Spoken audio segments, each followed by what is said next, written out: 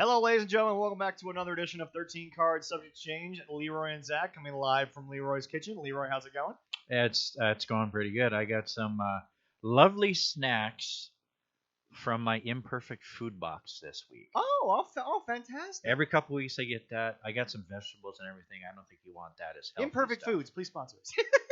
Hey, it's a good place to get stuff. I'm not I gonna got say no. bread. Yeah, I got, it's great. yeah, I even got meat and chicken. Fantastic. Yeah. Speaking of chicken, ladies and gentlemen, we're going to preview now. Al, next week. Oh, yes.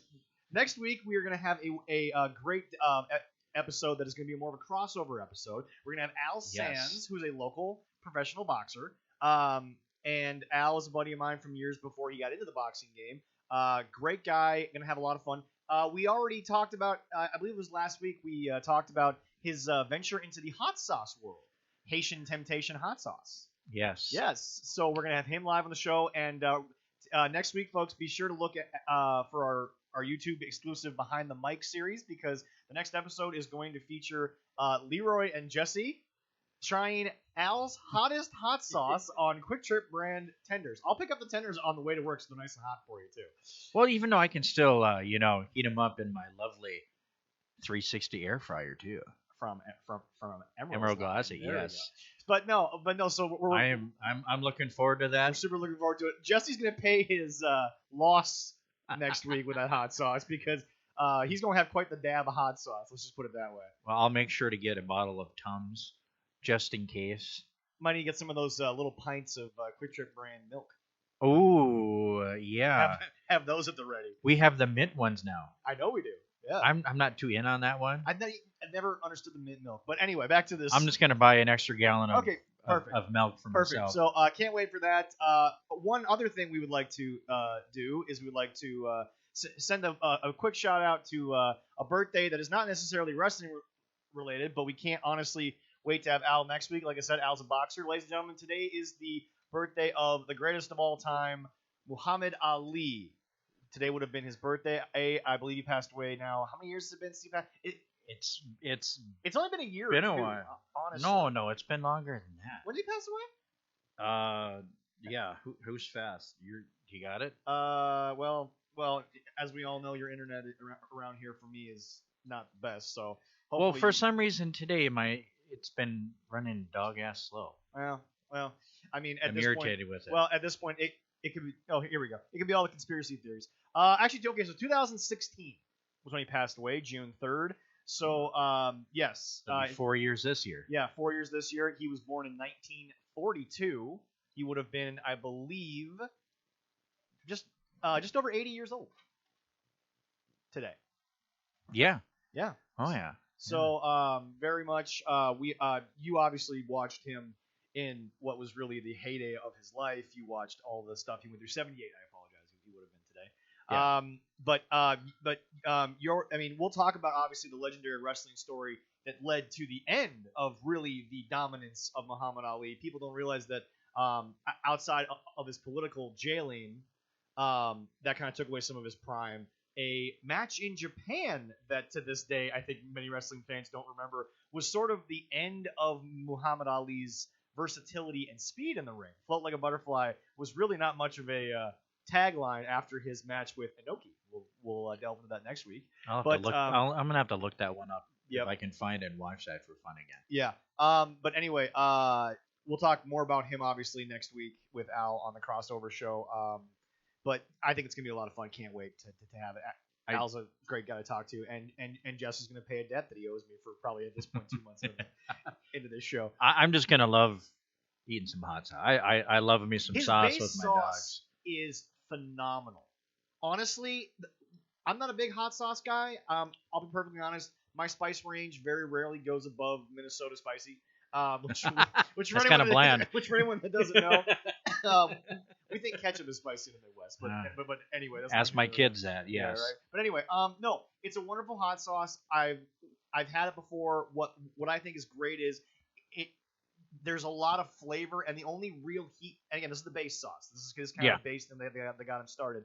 You feel that tingling in the back of your throat. You ever had like a really good whiskey where it doesn't kill you until it hits the back of your throat, but then it just kind of sits all warm and tingly at the back of the throat, like a really good really good high-end whiskey.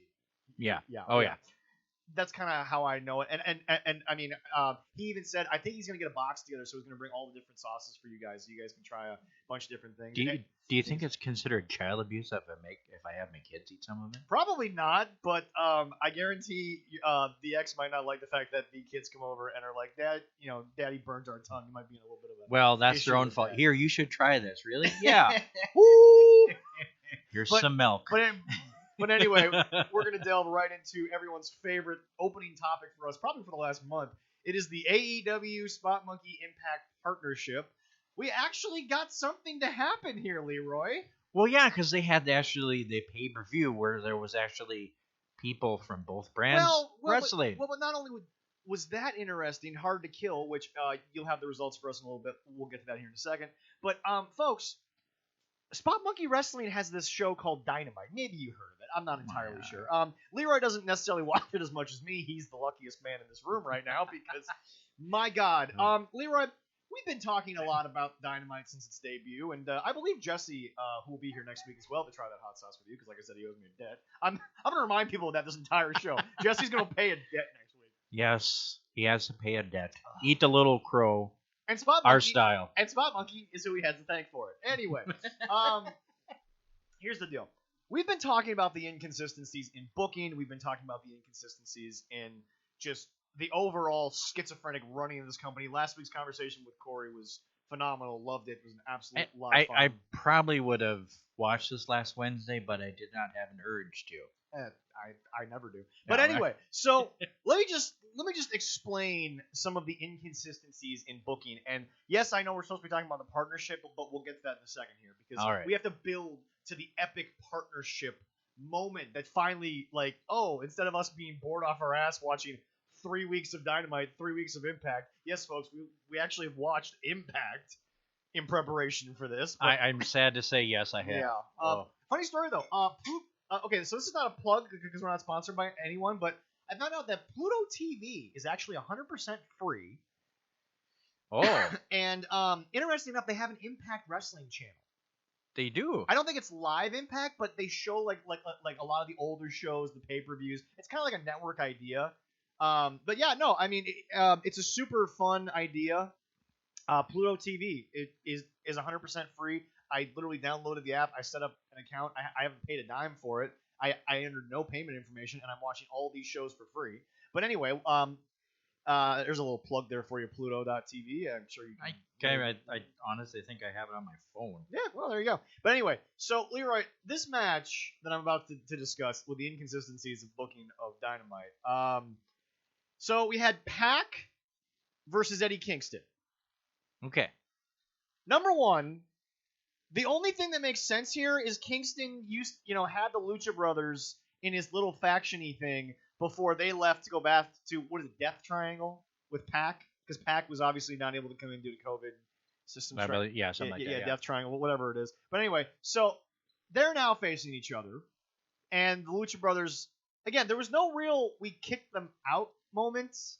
It was just kind of the Lucha Brothers are now with Pac because, hey, Pac's back. Let's not make the story about how we're going to rejoin the Death Triangle. Let's just go rejoin, and we'll assume that Pac was here the entirety 8 to 9 months of COVID. Because, again, nobody follows this show that much anyway, even the people that watch it. So nobody knows exactly just how much storyline doesn't and has never existed in this entire fucking thing that we've been doing. But anyway, so it's Pac versus Kingston. What's really sad, I love both guys. So do I. Pac is amazing. I've said from day one, it's one of the biggest drop of the balls WWE ever had. At least in the last 20 years. The biggest drop of the ball was ever giving Vince Russo the rights to the creative, but man, I have nothing more to say other than that statement. Somebody maybe was drunk. Yeah, that's fair enough. Anyway, I love Kingston's promos. They're great. He looks like the average guy, but can kind of work. You know. Yeah. And I don't want to say that Eddie can't work, but he can kind of work on a Pac level because Pac's work is just impeccable. I love watching him. Oh my God. Here it was trash. And what bothered me was, once again, it started with one thing AEW I think has done a great job of.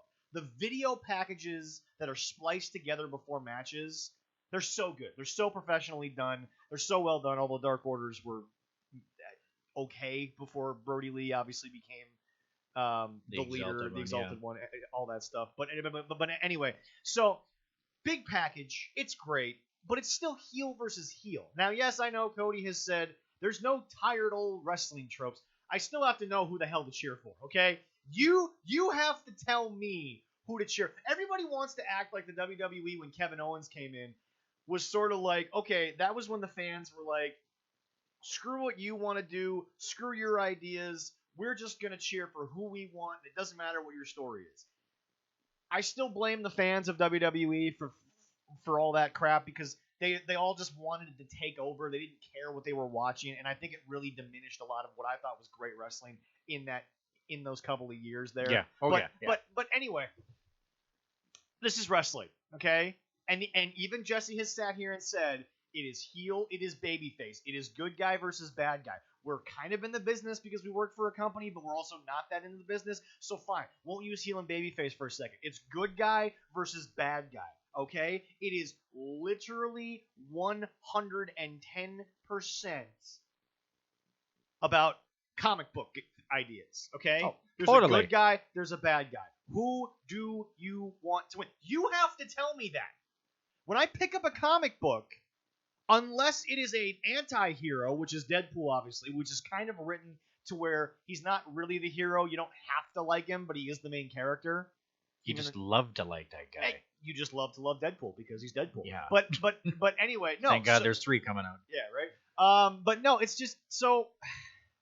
When you used to watch wrestling on Saturday mornings or whenever you were able to catch it, you knew who you were supposed to hate. Oh yeah, it was very straight bottom line of this is the bad guy, this is the good guy. It's like, are you gonna root for the Brooklyn Brawler? No, you're gonna root for Hogan. Are you gonna root for Macho Man? Maybe.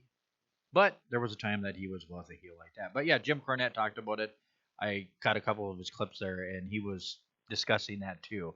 That AEW has that issue of putting heels and heels together, and it doesn't work. Well, okay, so anyway, what's really sad is this is supposed to be another blood feud. Now, we know that blood feud in AEW stands for Orange Julius feud. But anyway. Freshly squeezed? I don't know. Maybe. All I gotta say is 2-week-old squeeze. All I know is that if they actually made mimosas out of that, that's just a waste of vodka. I totally agree. Unless it's Kharkov, because if it's Kharkov vodka, you go right ahead and dump 80 gallons in that. I ain't gonna give a rat's hairy bitch. Sorry, Kharkov, you're not good vodka. I don't care what anyone has to say. It's not. Do you have any listeners in Russia that might drink Kharkov because we might have alienated our Russian viewers? We haven't hit Russia yet. I don't know. So we're good for I don't know if they allow our podcast in very, Russia, very so there could be a reason. Very valid point. Yeah. Anyway, so here's the deal. It's a blood feud, right? Yeah. These guys are supposed to hate each other. They're supposed to be pissed at each other. The match starts with a dive. Eddie, as soon as the bell rings, and correct me if I'm wrong, I don't have an actual time frame because I watched it. I didn't watch it this morning before the show like I normally would because I didn't have time. I watched it a couple of days ago when I had some free time. The match begins, and instead of having like a stare down, instead of having like a, this would have been a moment where, as Jim Cornette calls it, because I mean Sami Zayn and Kevin Owens did this a lot when they were wrestling each other in WWE. Yeah. It didn't even start with a hockey fight. You're from Minnesota, you know what a hockey fight is. Yeah, it's good old hockey fight. That's not the best way to start a wrestling match. I agree, but that happens a lot now. I mean, it just is the way that it is. But anyway, it didn't even start with a hockey fight. It starts with, in the first 10 seconds of the match, Eddie Kingston has rolled out of the ring and is now sitting there waiting for Pac to do a dive. Just waiting for him to do a dive. And okay, maybe you have an issue with styles here because we all know that Pac can go. Oh yeah. But his style is much different from Eddie's style. Eddie's more of a brawler. Pac's a bit of a high flyer. But I've seen Pac as the bastard Pac, which I guess was the king of the cruiserweights in WWE because we can't say bastard on WWE TV. But anyway, I watched him as the king of the cruiserweights not really do the high flying stuff. I mean, his finisher when he was the king of the cruiserweights was a submission. Yeah, it was. So what we have here is we have a situation where I know Pac can work Eddie's style. I know that. But we're not doing that. It's a match that is both of their styles thrown in a mixing bowl, and the mixer has flown off, and now they're just spinning around like a friggin' top. It makes no sense. They do a bunch of crazy stuff. I don't understand what's going on. And it's really sad because I love both workers. But again, it's heel versus heel, and I don't know who to root for. It's like you got me a great video package, but again, one video package of spliced up crap is not going to fix the fact that I explained at the top of this segment. The Death Triangle just got put back together. There was no exodus of Eddie Kingston really kicking the Lucha Brothers out of the thing. And if there was, it was probably on Dark, or it was on a week that we didn't follow Spot Monkey because we're trying our damnedest to follow it as little as possible, as per doctor's orders, folks. Dr. Britt Baker? We'll get to that in a second. We'll get to the waiting room in a minute here. Can we get through the awkward hallway elevator visit, which is before we get to the waiting room? That is true. No, but no, I never saw anything too that saying that they split or anything like that too. Anywhere. You know what the problem is? We don't follow like the 600,000 people who have nothing better to do but love wrestling that is only Spot Monkey. Okay, that's why we don't follow, because we love wrestling. And we watch everything, and we have jobs in our life. And we have jobs and lives that we do this on the side. But anyway, so... And I actually like to keep my food in my stomach. Yeah, thank you. Yeah. So anyway, I don't even remember. I'm pretty sure Pac won. It's so hard to follow when things take you out of it. Because, okay, correct me if I'm wrong, even more than baseball, a hell of a lot more than football, because football is a sport that is so passionate, I don't think the fans pay attention the way that they should half the time, especially current Vikings fans. I'm not going to get into that this week. But no, I would say wrestling fans are the most educated fan of a sport. I feel like wrestling fans get it. They know what's happening. They know what it is. We get asked all the time, it's fake, right? And it's like, we don't use that word, but if that's what you're referring to, fine. That's where we'll go. You've obviously you've watched wrestling long enough, and you've seen them do the same storylines with obviously different names so mmany times that you could probably book today, and you would get something out of it. I'm not saying you'd be a Dusty Booker, but I mean you'd be better than Tony Khan. I mean, if Tony Khan's zero, you're at least above Russo. Let's put it that way. Okay, my 8 and 5-year-old can do better. Okay. I mean, all right, hold on. Now. I gave him Leroy. Leroy, we had a wonderful tribute episode that was put together by. Oh, I'm sorry. That was Brody Lee Jr., not actually Tony Khan. Yeah. See, and it was my good. Apologies to -1. And it was good. And his masterful booking. I give my son 2 wrestlers with a championship belt. Yeah. And they decide they're going to have a battle royal to figure out who their champion is. Okay. Kofi Kingston is their WWE champion right now. Okay. At Grandma's house. Nothing wrong with that. Oh yeah, it's great. But anyway, so that happens. Now remember, we have the issue going on with the Lucha Brothers and Eddie and Pac and blah blah blah. I'm not going to go into too much else because again, the match ends there, and it's so weird, it's so odd, and I just don't know what to. And going back to what I was saying, the schizophrenic booking nature of it is you put together this huge package, and I can't even get a hockey fight to open the match. We have to do a dive. We have to immediately go to an indie style match, which again, you and I have said numerous times on the show here. We love indie booking, but the thing about it is that when you and I go to an indie show, a lot of stuff has happened between these two guys that maybe we don't know. Okay, because we're the indie crowd. We show up and things are happening, and they're starting to, they're doing stuff. But Leroy, this isn't a situation where I turned on this channel and I hadn't ever watched this company. I've watched these two guys for months, years.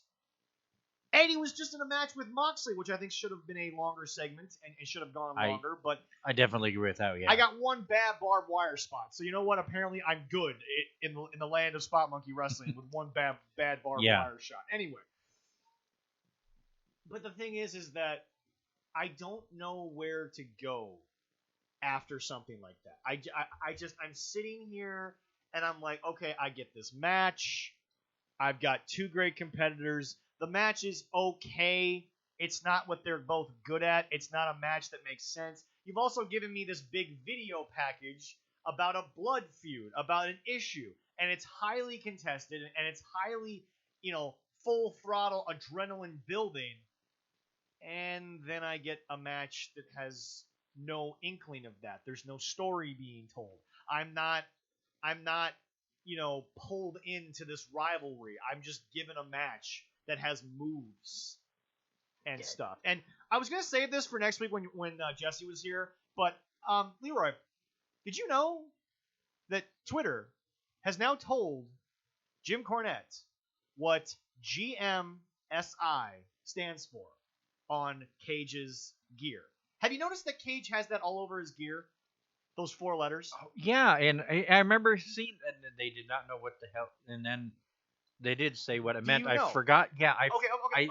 He did, but I forgot. Okay, so here's the deal. It stands for, and folks, by the way, we did not just skip over the first topic. We're getting to the first topic, and this is not just a chance for me to shit on AEW. This is just us going to get to why this partnership hasn't made any sense, but I have to get through the muck that is the AEW show, all right? But anyway. They just feed us this. Oh, my God. It's the hard part. Anyway.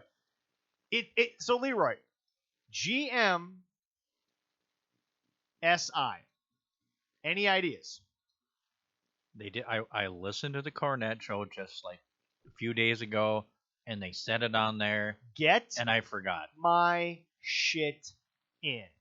That's right. Yes.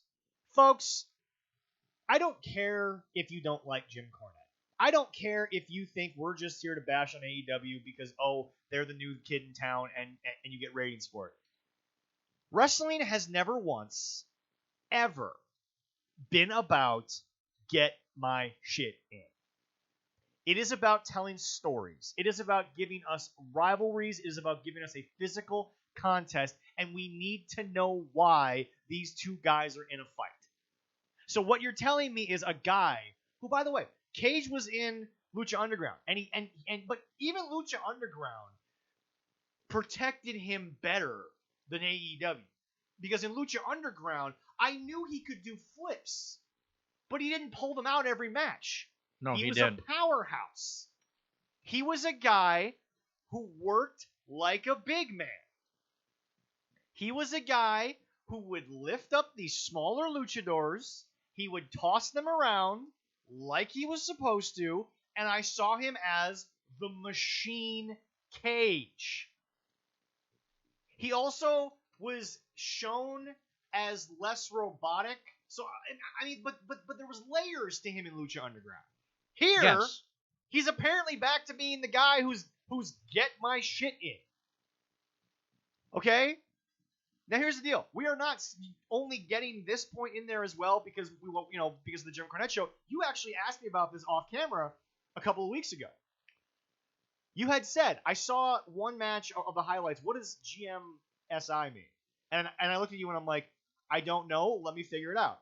And I found out through the Jim Cornette show. But the fact is that, Leroy, it all makes perfect sense now. Mm-hmm. You watch a match with Cage, and it's like, we can't get to... This is... Okay, we talked about this with Corey, about people not making things matter anymore. Whether it's the finish, whether it's the build-up. We see moves that are just there. We see moves that in WWE, that's the finish. And it's a 2 count. Sometimes it's a 1 count into a reversal. And I'm learning now that Cage is out there to get all of the stuff he's ever learned in. And I'm sitting here looking at myself like, you look like $1 million. But Cage needs to do less. We've talked about this. Yes. When you are a big, strong guy, and you are wrestling, especially on American television, because we're used to the old school territory days when there wasn't a lot of lucha, you got to pull back. You got to do less. You have to be athletic but not necessarily always show it off. So now I've got this, and remember, for those of you who want the partnership, Cage was in Impact before he was in AEW. Yep. Now they killed him in Impact because he lost to Tessa Blanchard. And for those of you who are like, oh, you're shitting on Tessa Blanchard, Cage had no business losing to Tessa Blanchard. No. Zero. No way possible. Not clean. Shouldn't have happened. And forget about oh, Zach, you don't actually watch Impact and yada yada. You know, Tessa didn't win clean. I don't care. Because all I saw was the result, and I never heard about outside interference. Tessa didn't have a heavy. She shouldn't have been competitive with him. No, and I think I've seen some of it, but yeah, it shouldn't have It been shouldn't have been competitive at all. because in real life, I don't care how muscular built Tessa Blanchard is. I don't care how tough she is. I don't care who her daddy is. Cage in real life on basic biology snaps her in half 10 times out of 10. Yep. That's it. End of story. Why? Just anyway. But okay, so Cage was dead to me when he got to Impact or Spot Monkey. Who cares? Yes. He was dead in both. But anyway, so now we move forward in this shit show to what you brought up earlier. We're now through the elevator. Let's get to the waiting room, shall we? Let's get to Dr. Britt Baker. I want to make sure I get that correctly because she is a doctor. She is a practicing doctor. So she has an interview segment on Dark. I'm sure you've seen it a couple of times because I know you catch Dark here and there, especially for our boys Top Flight. You know, you've obviously. I have unfortunately have not seen her show. Okay, on well Dark. that's not. I'm glad. Anyway, so she pretty much acts like Jay Leno. It's a talk show. She acts like she's a talk show host. She's got Cody on. Why? Leroy? I don't think Cody got 12 words out this entire segment. Oh my god. Because guess who showed up? Oh, Jade. Jade Cargill.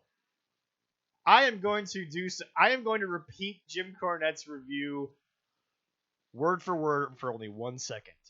They haven't dropped this. No, they haven't. End of paraphrased quote. We are so let's make this straight. You and I talked with Jesse. We're so happy for Brandy and Cody. They've got a wonderful baby on the way. Parents, That's phenomenal. I love it. Yes, being a parent, I'm so happy. But they haven't dropped this because of that situation.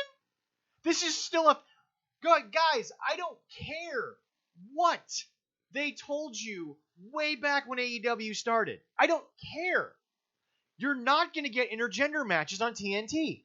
They didn't allow the WWE to do that. TNT ECW was killed ECW because they weren't allowed to do ECW things. You're not going to get this.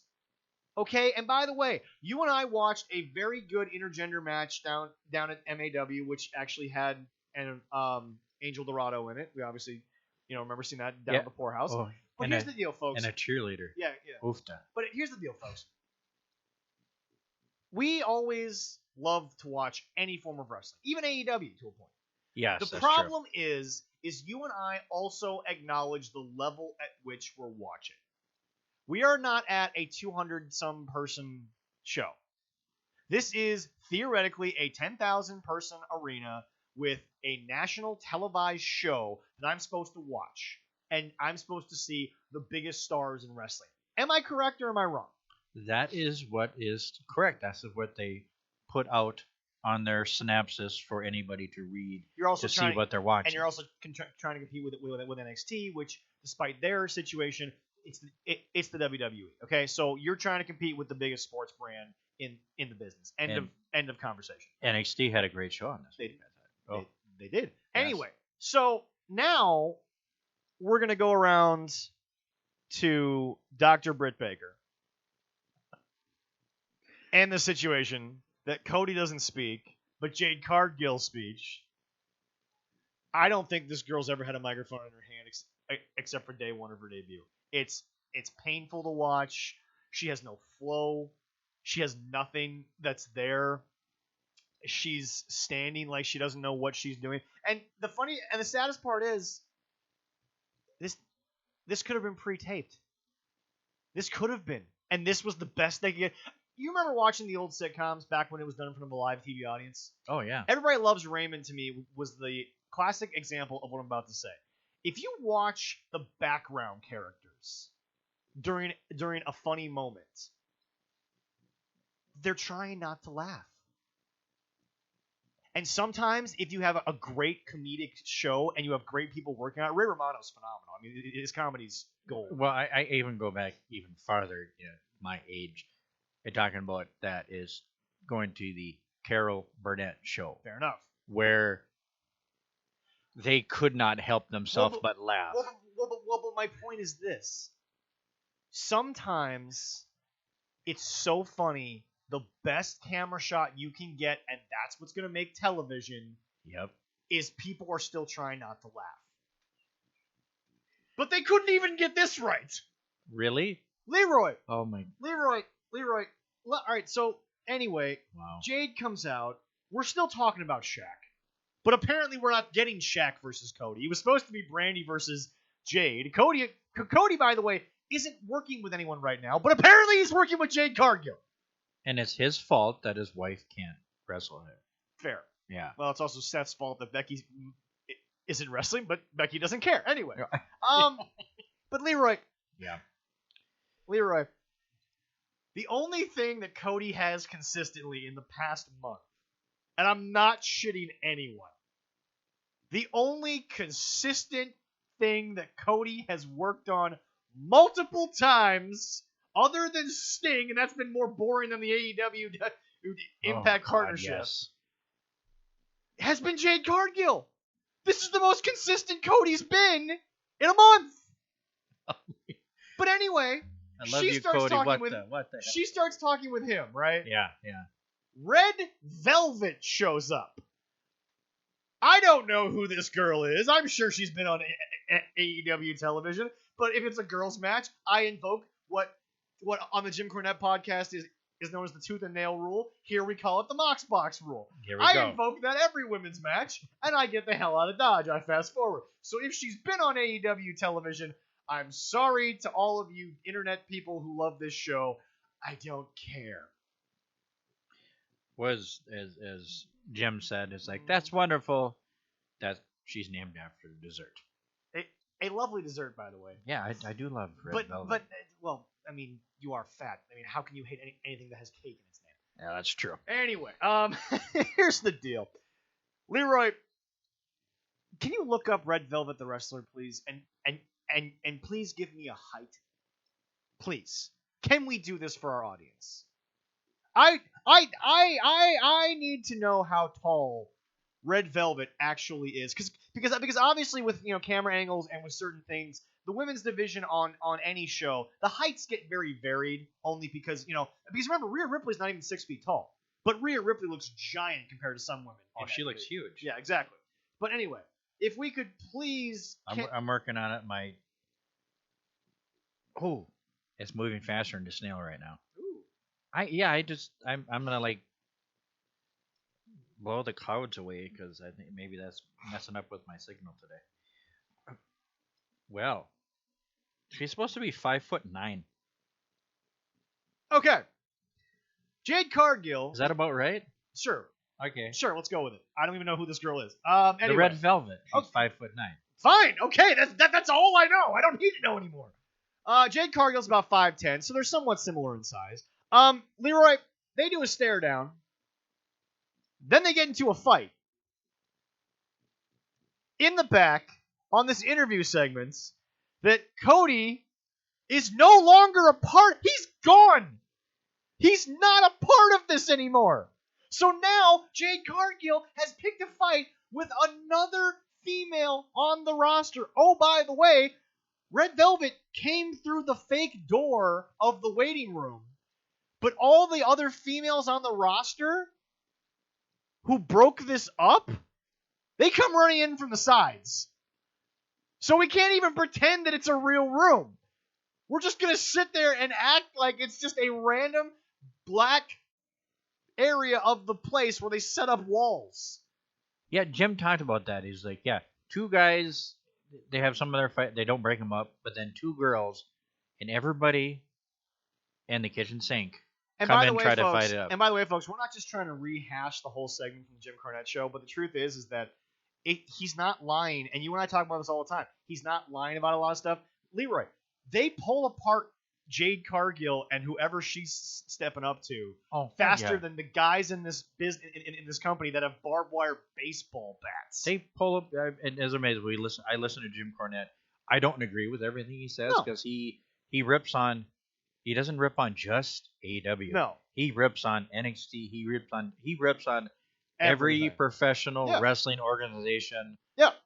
Out there. Because think they suck. But anyway, so basically, Leroy. So now, am I supposed to believe that Cody is now an innocent bystander in a segment because we have no idea how to use the son of Dusty Rhodes?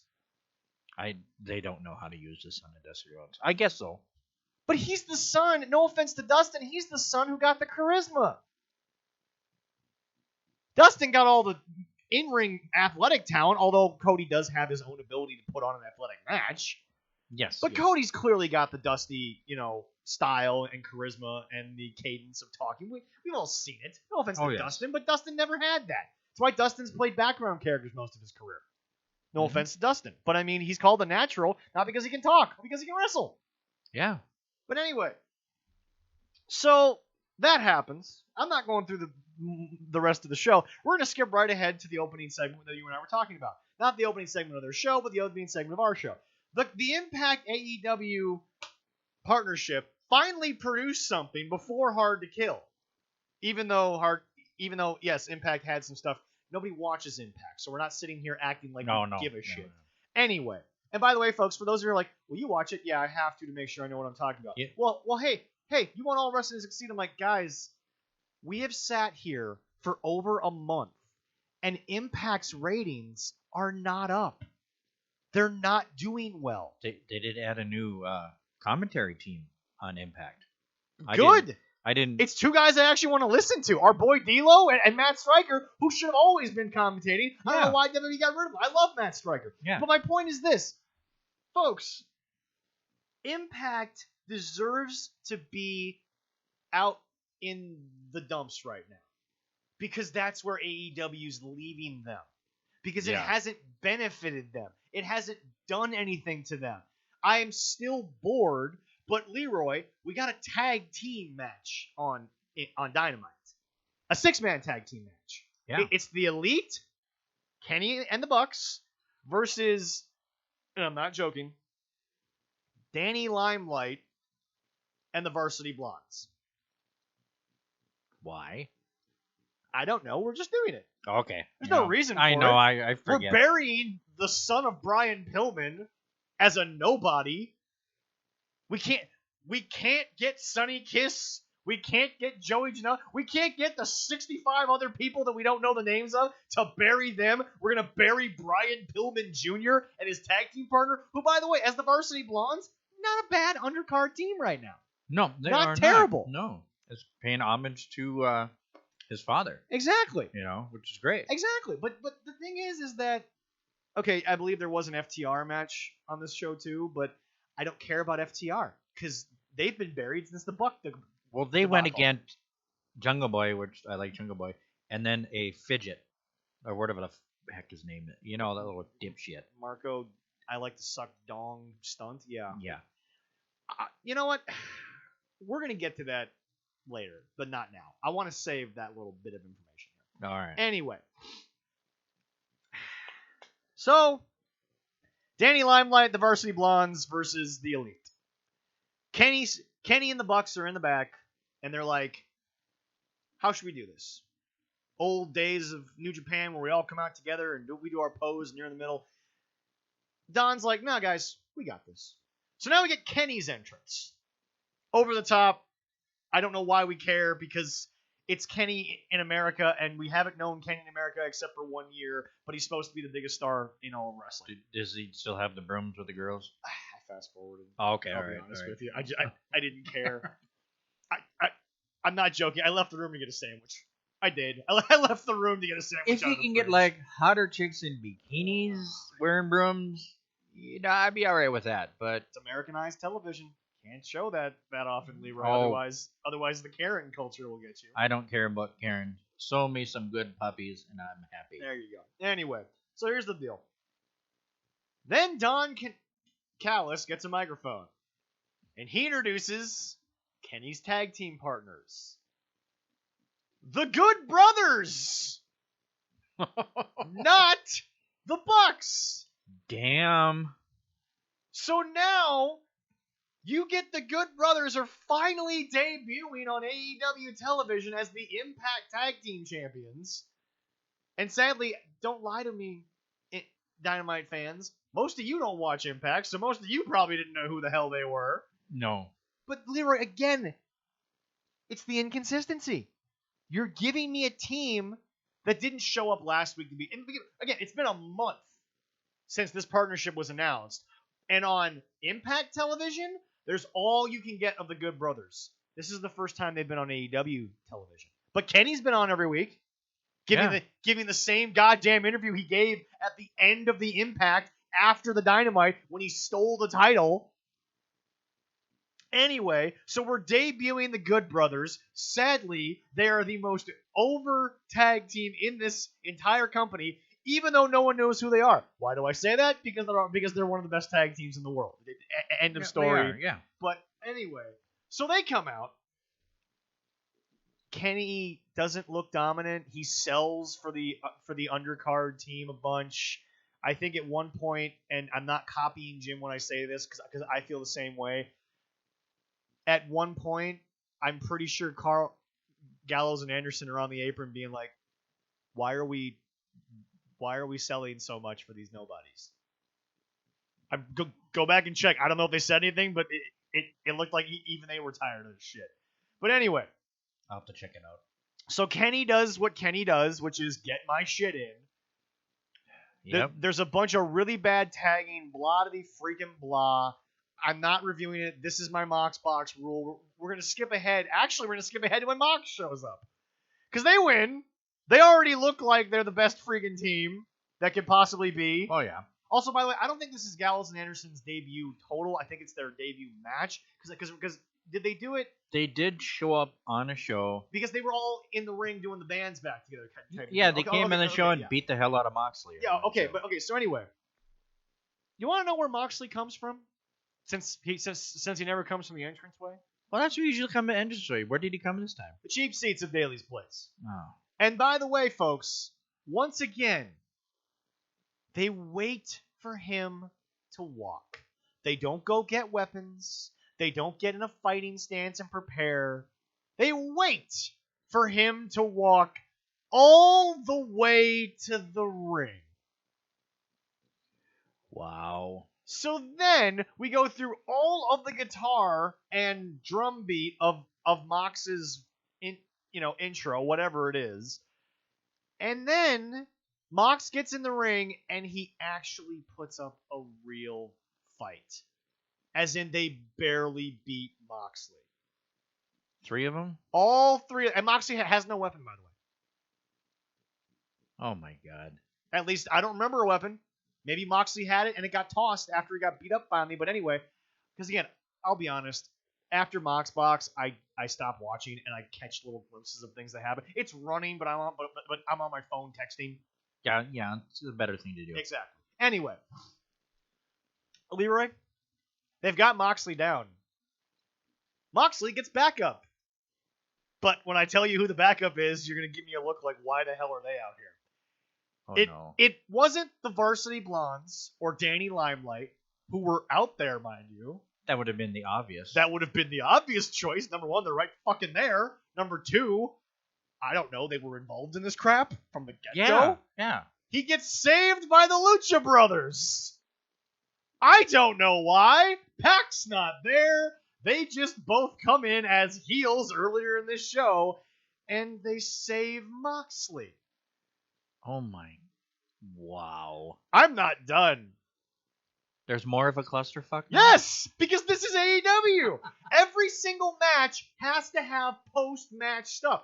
We talked about this, and by the way, I didn't, and maybe on the show that we talked about this, I mentioned the Jim Cornette show. I don't remember if we talked about it before I listened to Jim's show, that every match has to have something afterwards. They can't just turn around and end a match and go to commercial. Or go to a backstage segment. We did talk about that. And I know Jim talked about that too. But and again, on the show, I might have referenced Jim because maybe I heard it before. I don't remember us doing that after I heard Jim or before I heard Jim, so I'll be perfectly honest. I'm not lying. I just don't remember the sequence of events. We probably did it in between. Yeah. Anyway. But we understand his thinking. Right. So everything now has an aftermath. Or an afterbirth, as Jim called it, because at this point, a placenta is more appetizing than anything I've seen on this show. Yeah, and that's kind of gross, and yeah, I kind of agree. That's Anyway, so now we are here. Now we're in the placenta. Yes, I'm using that phrase. We're now about as deep down the placenta as you can get before you hit the belly button. And that's some great visual for anybody that knows. There you go, folks. Anyway, Leroy. Yeah. The Bucks are now out there. Oh, Lord. And the Bucks are telling the Lucha Brothers, don't hit Kenny. So they're not so they get absolutely snubbed. And now they're out there stopping people from hitting Kenny Omega. Because by the way, at this point I don't remember. Dude, it's such a cluster. I don't remember if it was just the people I've mentioned or if the whole locker room was out there. Because, again, we don't know when anybody runs into this thing. No, the whole locker room wouldn't come out there. They only do that for the girls. Exactly. And by the way, folks, if you're like, nah, you really didn't watch. No, I did. I just don't care. I watch it so I have a general idea. This is basically my college math. I kind of knew what I was doing. I put numbers in the somewhat right place. Still got a failing grade when I had to explain it. But anyway. Yeah. Here's the deal. The Bucks are facing Moxley. Moxley is looking directly at the Bucks. Now, natural human eyes are able to see much more than what's in front of them. I'm able to look behind you and see the Emerald Air Fryer, to see the snacks that have been so elegantly laid out for your children. I'm able to see more than just you, yes or no? Well, yeah. You can see the window behind me and the screen that's on it. The window, the door. Thank you. The deck with the Moxley says nothing. Now the Bucks get drop kicked in the back of the head by the Lucha Brothers. So now it is a flippin' free-for-all. I don't know who's doing what. I don't know who the good guy is, who the bad guy is. You can't hit Kenny, but he just snubbed us on national television. He's our friend, but he snubbed us on national television. Don't hit him, but we're on national television. I don't know. But it is beautifully bad television. It really is. I hate it, but my God, if it isn't something I can turn on and laugh at. And sadly, I have become what I hate. I say on the show all the time about the person I know who laughed at AEW, and I said you're not supposed to. But I have become that when it comes to this shithole. Because that's all it is. And at this point, we all know the stories of the old ECW where Paulie would have the match card and be like on a pizza box or a napkin when you came into the arena. Yeah. But at least every week on television, the story was continued. Paul at least was making things happen longer than one freaking 2-hour show. I'm pretty sure Tony Khan just comes into a production meeting with Kenny, the Bucks, Cody, and maybe Jericho. I don't know. I'm sure Brandon Cutler's there to film Being the Elite. Yeah. And they just throw matches together like, hey, they're going to want to see this. And I don't. I want someone to explain to me what happened the week before. Yeah. It's not even indie booking anymore. It's not. It's just really shitty booking. And somebody says, you can do better than Tony Khan? You damn right I can do better than Tony Khan. Because you know how I do better than Tony Khan? 3 weeks of television, all I do is tell the same 4 stories and give context to the 4 stories. That's all I have to do, and I'm already better than the crap I'm watching. And I don't know what is happening anymore. And it's not I don't watch. It's not I'm not paying attention. I legitimately don't know what you're trying to tell me. We talked to Corey that Vince sets up WrestleMania and then works backwards, correct? Yeah. Yeah. And while, yes, sometimes that can be to his detriment because now he has to, like, fix on the fly, stuff happens, yada, yada, at least there's a somewhat consistency in the show. And everyone's like, well, WWE sometimes just takes people off and doesn't tell you why. Fine, sure, Selena Vega gets fired, and now it's like Andrade never had Selena Vega. Don't care. They don't acknowledge her. I really don't care anymore, guys. At least there is still more consistency because you can always have more than zero. Yes. There is no consistency on AEW Dynamite. And you want to give me Elevation? Dark has more consistency. Just give me Dark. Yeah. And Dark is technically developmental. Dark is, here's where guys get wins. Here's where they get the in-ring experience. Here's where they get in front of a camera. It's still a more consistent show than Dynamite. It is. And, like you said, we got Top Flight on there. And by the way, don't give me... I'm done with the ratings war. I'll look at it, but I don't care. Because NXT, for as bad as some people think they are, for as dead as that show can be, and there are moments where it just kind of dies, I'll be the first person to admit that. It's at least a more consistent storytelling. It's at least a more consistent basis than whatever the hell this is. But no, I'm looking at and it works with Top Flight. I mean, they were on there with the Bucks, and okay, there a reason why they had a match on with the Bucks. Well, because they had a little background with them. It's like he sent a text saying, "Hey, we'd like to get on there." Okay, and then that's it. But not to interrupt you, I'll let you finish. And then they get one match with the Bucks, but now that storyline is not even mentioned anymore. And now they're working with the Hybrid 2, but now they're not working with the Hybrid 2. Yeah, and I was gonna say, yeah, they did that one match, and now but they're working with Matt Hardy now. I don't know. And Matt's changed gimmicks for the 80th time in 2020. That's Matt. It's unfortunate, but yeah, I mean, is it me or because I think it was Eli from MAW said he worked with him one time and he got Johnny gimmick, insert gimmick here. He got like a Johnny Impact shirt. Can we just change it from Matt Hardy to Matt insert the gimmick here Hardy? I think we could, yes. Because we were going to do Spot Monkey Abyss and I was going to use Matt Hardy, but he's not really lost. He's just there, but then he's not, but then he is, but then he's not. And not even physically, I just mean mentally. He's just there, but he's not. Well, yeah, him signing, I don't know. Did we do the Elite Deletion only so Tony Khan could say, I've got my own piece of evidence video that we did a Matt Hardy deletion over Impact? Is that the only reason it happened? Maybe. Because now he's a snottier, holier-than-thou veteran guy. Not like veteran military, but just like snotty, holier-than-thou veteran wrestler. So, but it's just... Yeah, I said that's what Top Flight it shows, the inconsistency. It's like, and they had the Miro match where he won and he has his new little bitch boy. But is that going to happen next week? Maybe. Well, not only that, but it's like, you're the bitch until after the wedding? So, soon as they say I do... 2 years from now, they're going to have the wedding. Yeah. Because that's where they've been going. They're going to be engaged... They're going to be engaged longer than me and Allison are waiting until COVID's over. Yeah. And they're going to be engaged longer than us, and we're going to say I do, and then 6 months after her and I say I do, and we get back from the honeymoon, they're still going to be running this weird-ass Penelope Ford, Kip Sabian love angle where there's still no wedding, but there's a best man. We don't know who the bridesmaids are, but we know who the best man is. And apparently the best man is getting more airtime than the bride at a wedding. Yeah, that's not right. Unless the bride is really ugly, but she's not. No. Well, she's not your ex. Well, we're not going to, yeah.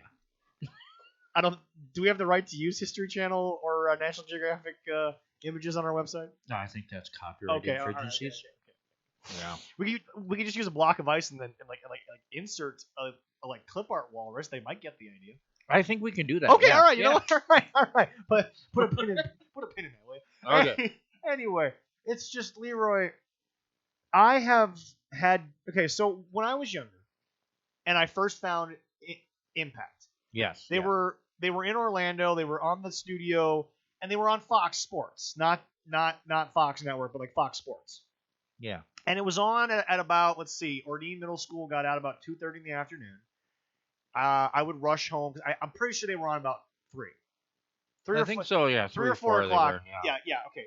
3 or 4 o'clock they were on. Anyway, local channel 37 for anyone that's listening to Northland. I would sometimes have to stay after school. I would sometimes have stuff directly after school, doctor's appointment. I mean, I'm a kid. This is what you do. Oh yeah. And sometimes my friends and I would just take so long to get home that even my own grandmother would be like, "I haven't seen your son today," and my mom would call me, before she got home, be like, "Where did you go? What did you do? Who did you see?" And it's like we just goofed around and took forever to walk home because I lived in an era where walking home meant that you could trust your kids to walk home and not have to be fearful that someone's going to stop them on their way home. Anyway. Yeah. I would miss days. That's my point.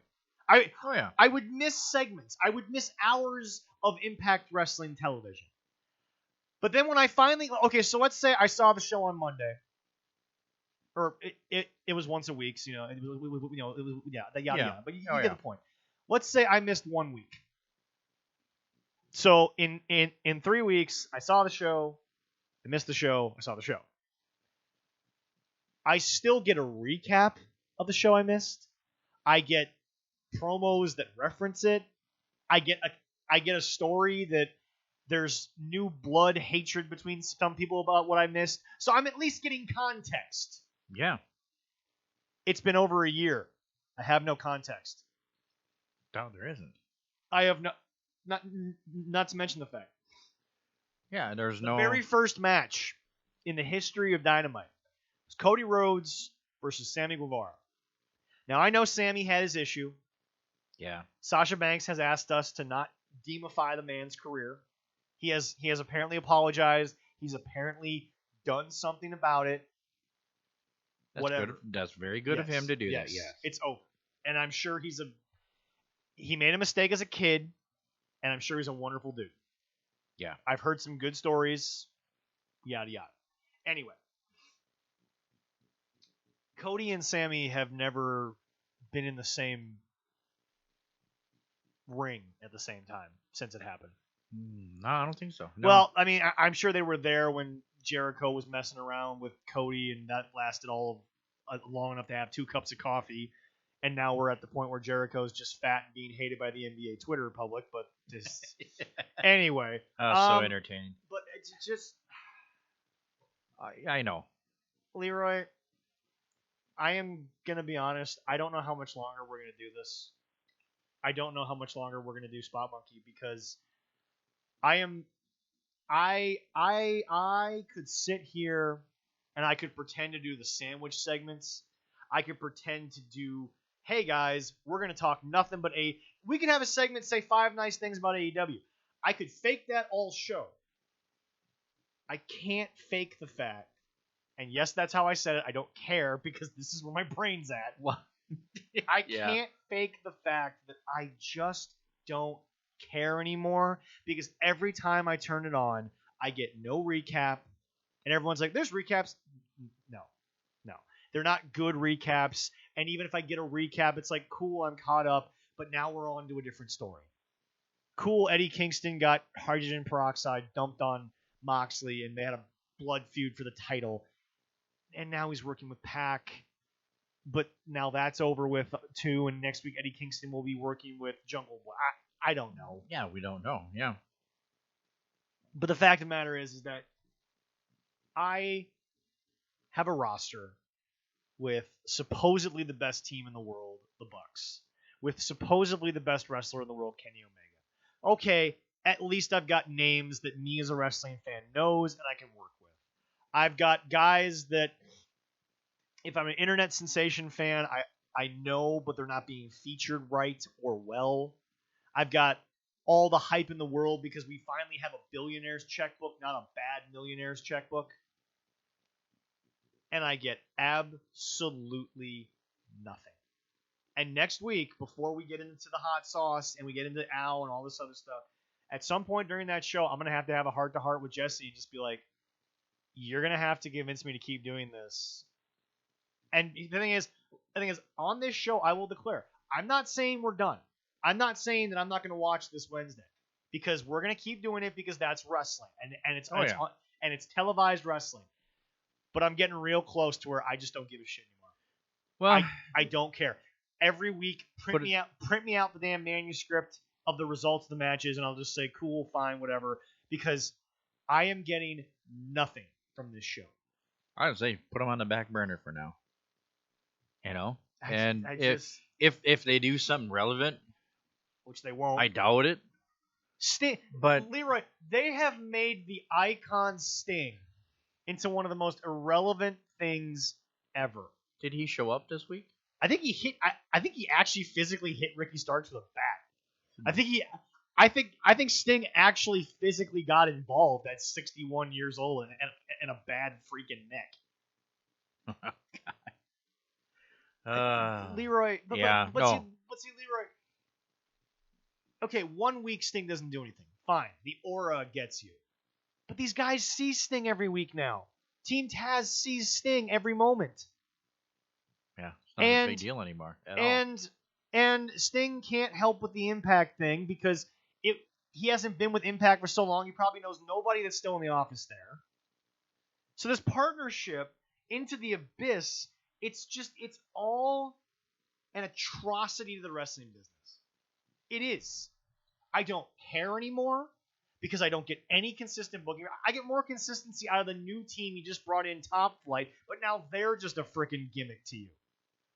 Yeah, and you brought in the best working heel tag team in the modern wrestling business, FTR. And you've done nothing but Ultimate Warrior in WCW Hulk Hogan book them. That's all you've done. Yeah, you booked them. Yeah. You booked them to just put an end to who would win. You took 4 or 5 years of Twitter buildup and you killed it in 20 minutes. That's what you did. Yeah. Oh yeah. That's what you did. You took and the saddest part is, I know they were being made to look like jokes in WWE. At least they were relevant jokes. At least there might have been a sliver of success for them to go back to being taken seriously by the fans, even if Vince never did it. They're not even taken serious by Tony Khan. No, it's horrible. Look, Tony Khan has what I want. He has pretty much no one watching his checkbook. He can write whatever check he wants. He can buy any wrestling talent he wants. And yet, he gets the bottom of the barrel because he's listening to the Bucks. He's listening to 2 guys who have a book called Killing the Business. And no, it doesn't mean they killing it because they're from Southern Cal. No, they're literally shitting on the wrestling business. They are literally taking the somewhat still lifeless or limited life carcass of the wrestling business, and they're shitting on the wounds of it. They're welcome on the show. We've said that. I feel like we'd have maybe a decent conversation. Oh, I think we would have a decent conversation. But they have to convince me that this makes sense. They have to convince me that Jacob Fatu is still in MLW, but he's not over there. The Briscoes are still in Ring of Honor. Well, the only answer they can give me, unless they have a real answer, is we don't want them because they're a better tag team. And it could be. I think so. The real answer is they're not friends with the Briscoes. The real answer is the Briscoes were serious about Ring of Honor, and the Bucks shit on Ring of Honor before the biggest night in the history of Ring of Honor, and the Briscoes probably don't want anything to do with them. Yeah. And that's fine. I don't blame the Briscoes. But the fact is that when you have that kind of money, the fact that Joey Janela was one of your first hires, that's a joke. Yeah. The fact that you couldn't go get half the Dragon's Gate roster that Pac was beaten up on, who are still better than Janela. You couldn't go to Lucha Underground and get a bunch of those luchadors that already had some American exposure because of Lucha Underground and put them back on TV. Yeah, you could have a lucha division, something like that. Yeah. you have to go out and, despite what Chris Statlander said about how all these women, we're all new to TV and we're learning, Chris, that ain't the problem. Your women's division's garbage because the females in it are trash. Not trashy, slutty women. They're just trash. Yeah. They're not Charlotte. They're not Becky. They're not Sasha. They're not Bayley. You ain't even Liv Morgan. And that's not a shot at Liv Morgan. She has been nothing but on an upturn this whole year. But you are the irrelevant Liv Morgan that was in the Riot Squad. You are. Sorry. Yeah. I don't know what they can do at all. I mean, if we don't talk about AEW that much, that's all right. It doesn't mean that we're not keeping our eye on them. Yeah. It's but like, do something. If they do something, we'll be like, hey, yeah, Cody did this or whatever. But yeah, By the way, now Nyla Rose is in COVID protocol. So Nyla Rose is out because of exposure. I saw that, yeah. Here's the deal. You call them a sloppy shop, to quote Taz. The majority of their stars have still been on Raw, have still been on SmackDown. Consistently. Yeah. Okay? Drew McIntyre got exposed to COVID. He was on Raw. They did something with it. Your idea is just pull him from TV. Oh, wait, it's AEW. I don't have consistent booking anyway. No one's going to care if she comes back in a month. Yeah. Just. Well, and when that was posted about Drew and everyone was like, oh, they're not going to have the match with Goldberg. Oh, no. Yes, they are. Oh, no, they are. There is quarantine. There is enough time before we get the Royal Rumble to have that. I mean, are we going to talk about the pay-per-view and what happened, or give the quick results of that show and then be done with that? Hard to Kill? Yeah, I can pull it up here real quick. Moving on past that shit. Well, we'll move past the AEW shit into the Impact shit. All right. Now, mind you, this has been the most fruits of labor of this partnership. It's been Kenny and the Good Brothers on Impact, which doesn't have a national TV audience. They're based out of Canada now, not Nashville or Orlando. And I don't think that many people can name half the roster anymore.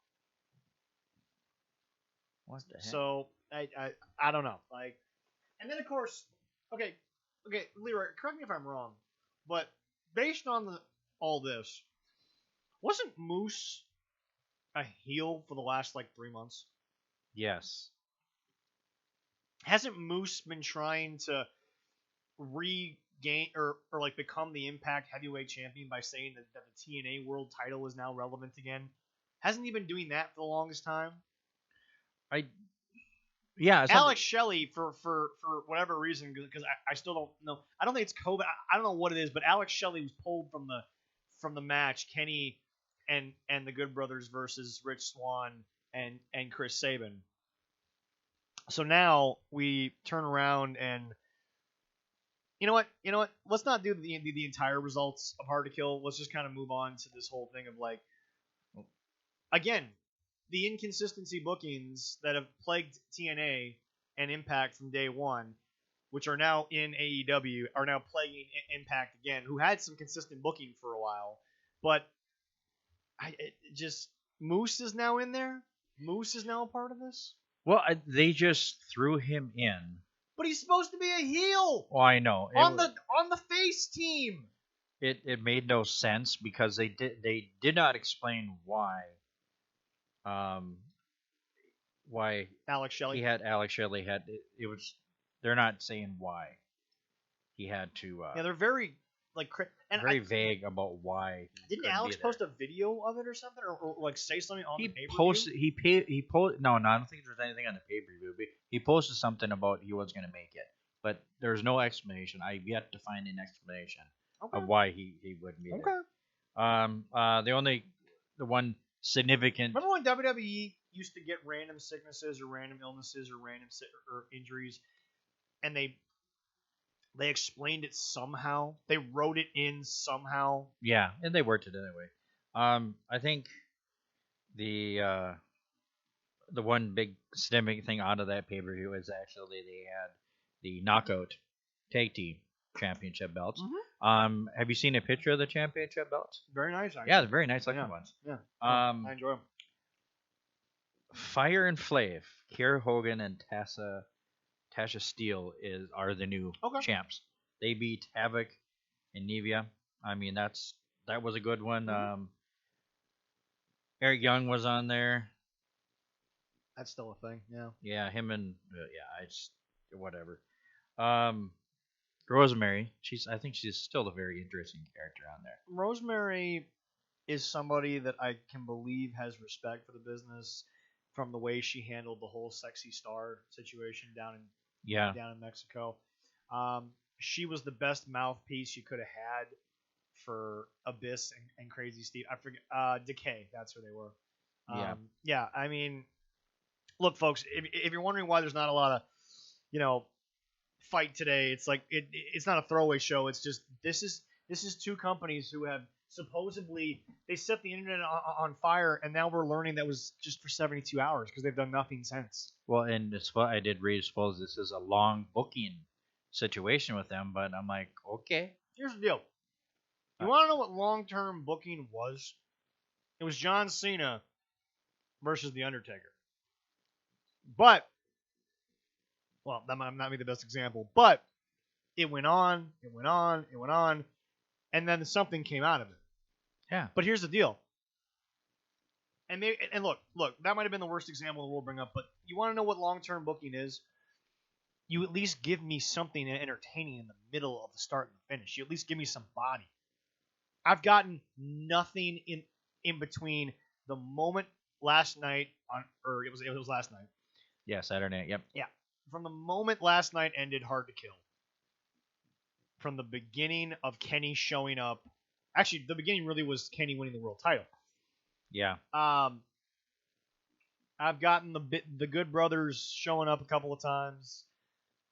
Kenny has shown up and really done next to nothing. He's wrestled one time, and that was at Hard to Kill.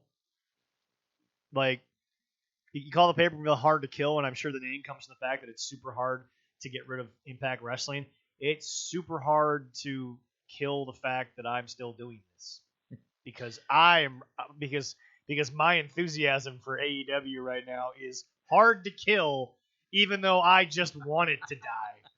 Yeah. Well, also, Matt Cardona, after his small stint with AEW, What was is that now about? with Impact. What the hell was that about? I have no You idea. insert him into one of the biggest running segments on your show. 5 matches later, he's gone. And is with Impact. Great. So we're going to see Matt Cardona teaming with Brian Myers. Oh, I'm sorry, Zack Ryder and Kurt Hawkins. Yeah. But less relevant. Yeah. And look, I've got nothing against Matt. I know that a lot of shit happened with him. I know that he didn't get the best thing in WWE. And you know, he probably did get a little bit of a backlash that he got himself over. But they gave you a WWE title match. And you clearly weren't in the WWE title picture. So what more could you have wanted at look, this isn't on the paper, but can we just for just 2 minutes humor me? Okay. We do that. Outside of that little run, and yes, it was an amazing pop when he finally won the United States title, and his win at WrestleMania was surprising, even though they took the belt from him, 24 hours later. Yeah. What was Zack Ryder really in WWE except a glorified, maybe once in a while top of the mid card guy? That's about it. I mean, there wasn't much to him. You can be over with the fans, that's fine, but there's a John Cena over, there's a CM Punk over, and then there's a random guy gets big because of a YouTube thing, and the fans want to see you. Yeah, but they don't want to see you in the main event. Matt Cardona is a good wrestler. He knows how to get himself over. We just talked about that. Oh yeah. He's got a decent personality, and I think he gets how to be a wrestler. But why are we acting like he deserves to go to these other companies and be thrown directly into the big, hey, the show's over, here's what happened story? And pay-per-views have at most sometimes 4 to 8 matches. Somebody writes a review, they might leave 2 or 3 of those matches out unless it's a full done review. Yes or no? Correct? Yeah, there was 10 matches in this one. Okay, but here's my thing. We're on so we're not on the pay-per-view. We're on Matt Cardona. What exactly did Matt Cardona do in WWE, in my opinion, to where he should just immediately be tossed into one of the biggest running things on AEW, be there for like 4 or 5 matches, after he saved the Golden Boy Cody? Then he went back to just an irrelevant tag team partner. There wasn't even a big story with it. And now he debuts in Impact because he never got a long-term contract in AEW, who've handed long-term contracts out to Orange Cassidy and Joey Janela. Just because it was... his face was in WWE. That's it. I mean, people knew him because of that, and maybe that's the only reasoning. It's not a very good one, but it's not. But it's it. But it's not like it's Kevin Owens, who not only had a huge running as Kevin Steen before he got to WWE, but now has been in the main event of WWE. He's been a champion. He's been a world champion. He's been all those things. If he went back to the Indies, yeah, he'd be going back to just being Steen, but he'd have a little more cachet now than he had last time. Oh yeah, definitely. So would Sami Zayn, and so would, if we can never find him, El Generico, who I think is either dead or living in Mexico. Something like, I don't know. Yeah. Did we ever confirm where El Generico is? No, I never found him. Yeah, yeah. We'll have to get our team of comedy writers on that. Yeah. Anyway, but no, I mean, just in all seriousness, what am I supposed to do with Matt Cardona? Because Brent Myers, the most relevant you were was telling WWE that they did a bad tribute to Brody Lee. That's the most relevant you've been since you've been in Impact. Yeah. Broski, whatever. You two were edgeheads. That's the most over you've ever been. That was the luckiest thing they did. Exactly. And again, I'm not saying that they both didn't deserve another chance in WWE. I think they deserve a chance over some of the guys that are in WWE. That's neither here nor there. The fact of the matter is that why are we doing Hard to Kill? And in the same breath as the main event where Kenny also wore a Bullet Club shirt, see where that comes. I mean, we'll see if that comes of anything, because they can't call themselves the Bullet Club because the Bullet Club is still in Japan. Yep. And as much as Kenny would like to pick up Impact and drop it in New Japan, it ain't about to happen because you got too many egos in the wrestling business. But we're sitting here talking about the Bullet Club. We're sitting here talking about the Good Brothers, one of the best tag teams in the world. We're sitting here talking about Kenny Omega. Whether or not I agree, he is one of the most over wrestlers in the wrestling business. And I'm also supposed to be mentioning Matt Cardona. Really? Matt Cardona, who I am actually a big fan of. But we are talking, as you and I pointed out at the top of the show, context. Yep. You don't belong on this show right now other than your WWE run. You debut at Hard to Kill. You were an upper mid-card guy who was gifted a couple of title shots. Sorry, Matt, you were. And if that gets Matt's ego to the point where he never wants to sit here and talk to us, that's fine. I would love to sit down and talk to Matt Cardona about his career. But in the context of what we're doing, why is that relevant to the recap of a pay-per-view? Other than it happened. Yeah. You and I said we're not going to go over the entire pay-per-view. We're not. But I'm sorry. I want the wrestling world to go back to understanding as a collective what is supposed to be happening. It's a show. In the middle of the card, you have a guy debut where that's where he's been his entire career. Middle or bottom end of the card. Yeah, that's where he was. Why is that a major story? Just because. Yeah. All right, so then the only thing was there anything else relevant on Hard to Kill? The main event where the Good Brothers and Kenny they wrestled, they won, and he wore his shirt. So Kenny got the pin on the champion. Is Kenny actually going as the belt collector right now? Is that actually his thing, or is that an internet thing? Has he said that on the show? No, he has. He talked about collecting things in that when interview. That's the only time I've ever heard him say that he's about collecting, and then the whole thing and everybody else is blowing up. Okay. Oh, he's going to be the collector. He's going to be this and that. He was a nerd, but so am I. I own comic books. I'm looking for some of the comic books he's mentioned before. Yeah. All-Star Comics #1 was the debut of Superman, and I think Kenny mentioned that in the interview. Whichever #1 comic he mentioned in the interview was the debut of Superman. It's worth like $2.5 million right now. Like $3 million. Yeah. Anyway. Yeah. But it's just, guys. He's a nerd. He collects things that are not wrestling related. That's great. So do I. You want to know what's funny?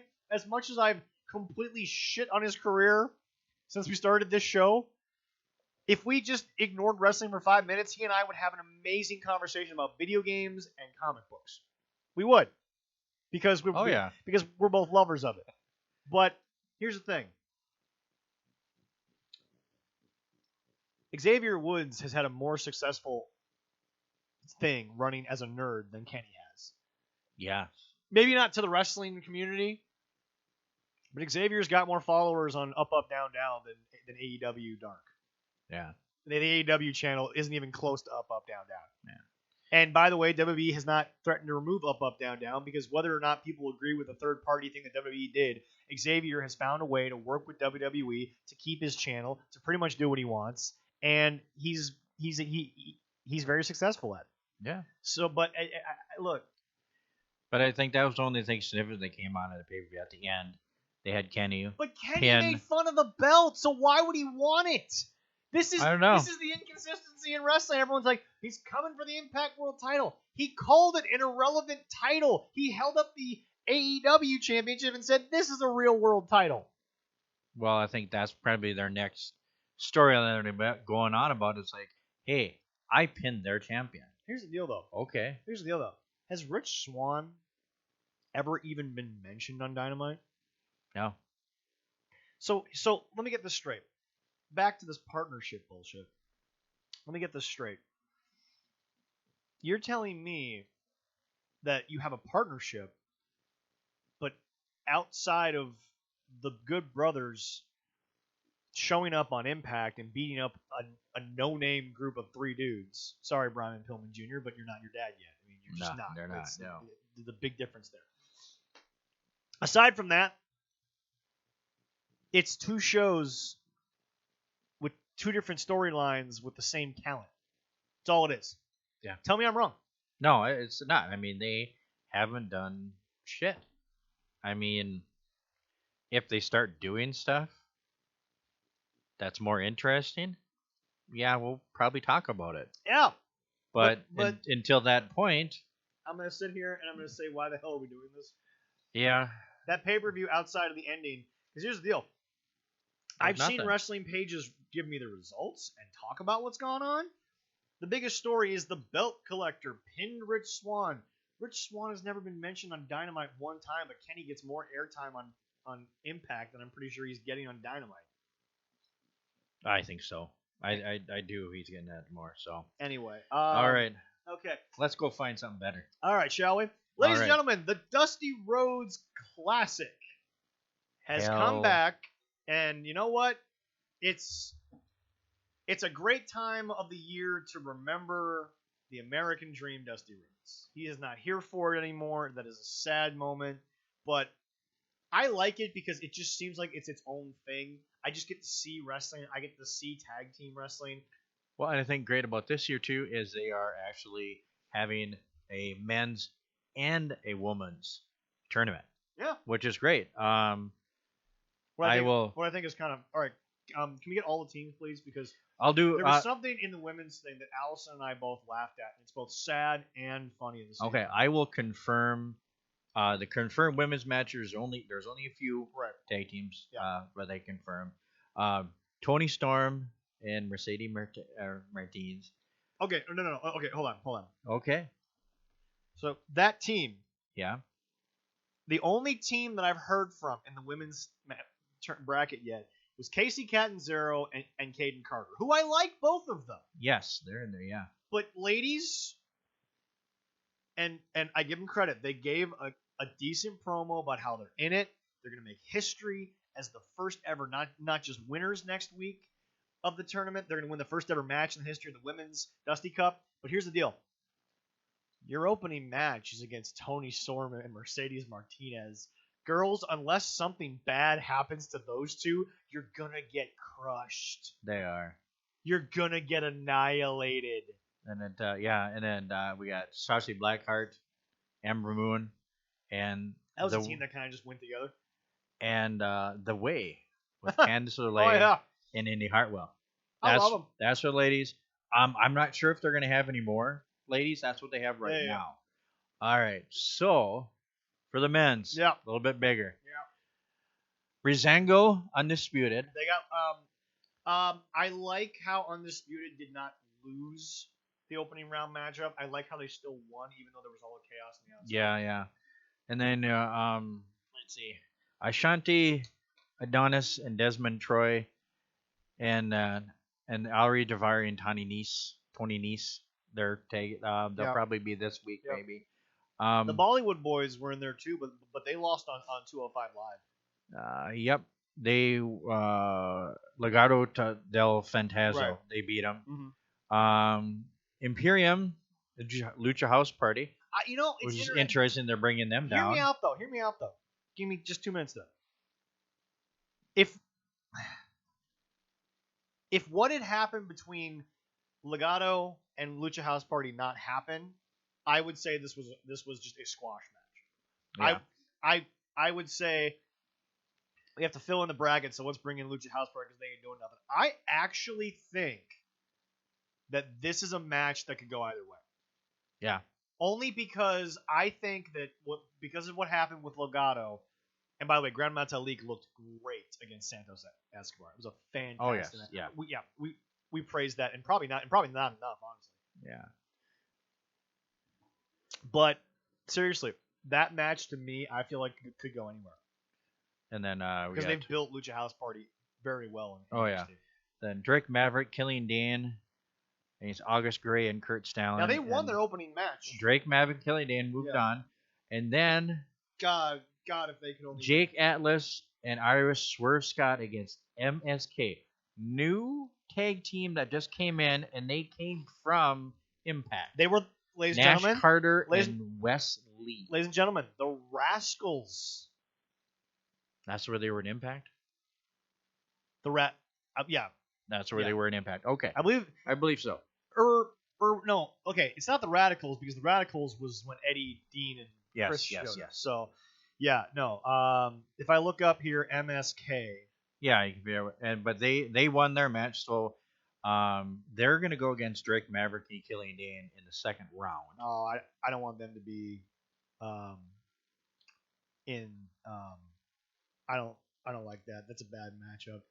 Not a bad matchup. Bad matchup. That's a bad matchup. Save. Well, no. See, that's a bad matchup because the Rascals. Yeah. Okay. So I was wondering when the Rascals were going to debut. Then they gave this, and I saw online people were guessing this would be them. They had a really good showing. I mean, it was a good match. Yeah, I believe so. Yeah, it was great. But no, it's just I don't. All right, the problem is that I want to see both these teams, but I want to see both these teams have a deeper run. I want to see both these teams have a deeper. Now, I'm just going to give you this right now. This isn't my prediction, but this is what could vehemently happen because of how big it's being made. Okay. The Dusty Cup this year could end up just being an opportunity to get Undisputed Era versus Lorcan and Birch. It could be, yeah. Because of everything that that's going on there. My biggest thing about it is I've got two teams in the Rascals, well, MSK we'll call them now. Yes. MSK versus Maverick and Dane. Yeah. I want to see both teams, but that's the problem. I don't want to see them face off in a second round matchup. Now, yes, I realize it's not 30 teams deep. I get that. Yeah. But it is one of those scenarios where you're just like, damn, it's got an opportunity to be a great match. I think it'll be a good one. Yeah. All right. And I watched this another match that was on this last Wednesday. Yeah. Everrise and the Grizzled Young Veterans. Okay, I knew for a fact that Grizzled Young was going to win, although Everrise made a hell of a comeback. In that They match. did, It was yes, a really good match. yes. Everrise is also growing on me. I thought they were just going to be a joke team. They've got some personality to them. When you let them talk, they're what they should be. A really cocky, annoying team that I can get some sympathy. Like honestly, I dare there we say. go, I mean, yeah. no, and the Grizzled Young Vets are two dudes that just they're hard hitting and they're just kind of fun to watch. But obviously They are, yeah. yeah. But I mean, NXT to me is at a point where there's just so much going on. There's almost nothing going on. Yeah. And then the last one, and then I'll probably be this Wednesday. It'll be on. Yeah. But Kushida and Kushida. and Leon Ruff and The Way, Johnny Gargano and Austin Theory.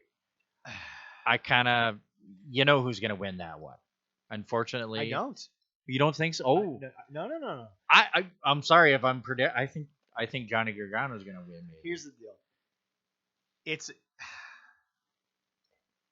while I think Johnny Gargano, despite what Jim Cornette thinks, is great on TV right now. I love. Yes, Johnny. I do agree with. Yeah, I do. Yes, he's fantastic. Being The Way could go so much further. It could write so much more for itself if Candice and Indy get at least one win, but Johnny and Austin lose round 1 to Kushida and Leon Ruff. Okay. Only because Johnny right now is playing great ability at I'm annoying. I'm going to show you why I'm annoying. And I've got things to bitch and moan about. Imagine him being able to bitch and moan that he lost to Leon Ruff again, whether or not the North American title is on the line. I think you can write so much more storyline out of a loss than a victory. I like the way you're thinking there. That I didn't think I. Well, but that's there the we problem. go. Yeah. Well, but that's the problem. You and I a lot of times start thinking with how we would book the next week instead of just enjoying the week that's in front of us. But I'm also helping you write Johnny longer with The Way and giving Johnny, because remember, a heel's always got to have something to bitch and moan about. He just does. Oh yeah. That's just the way that wrestling goes.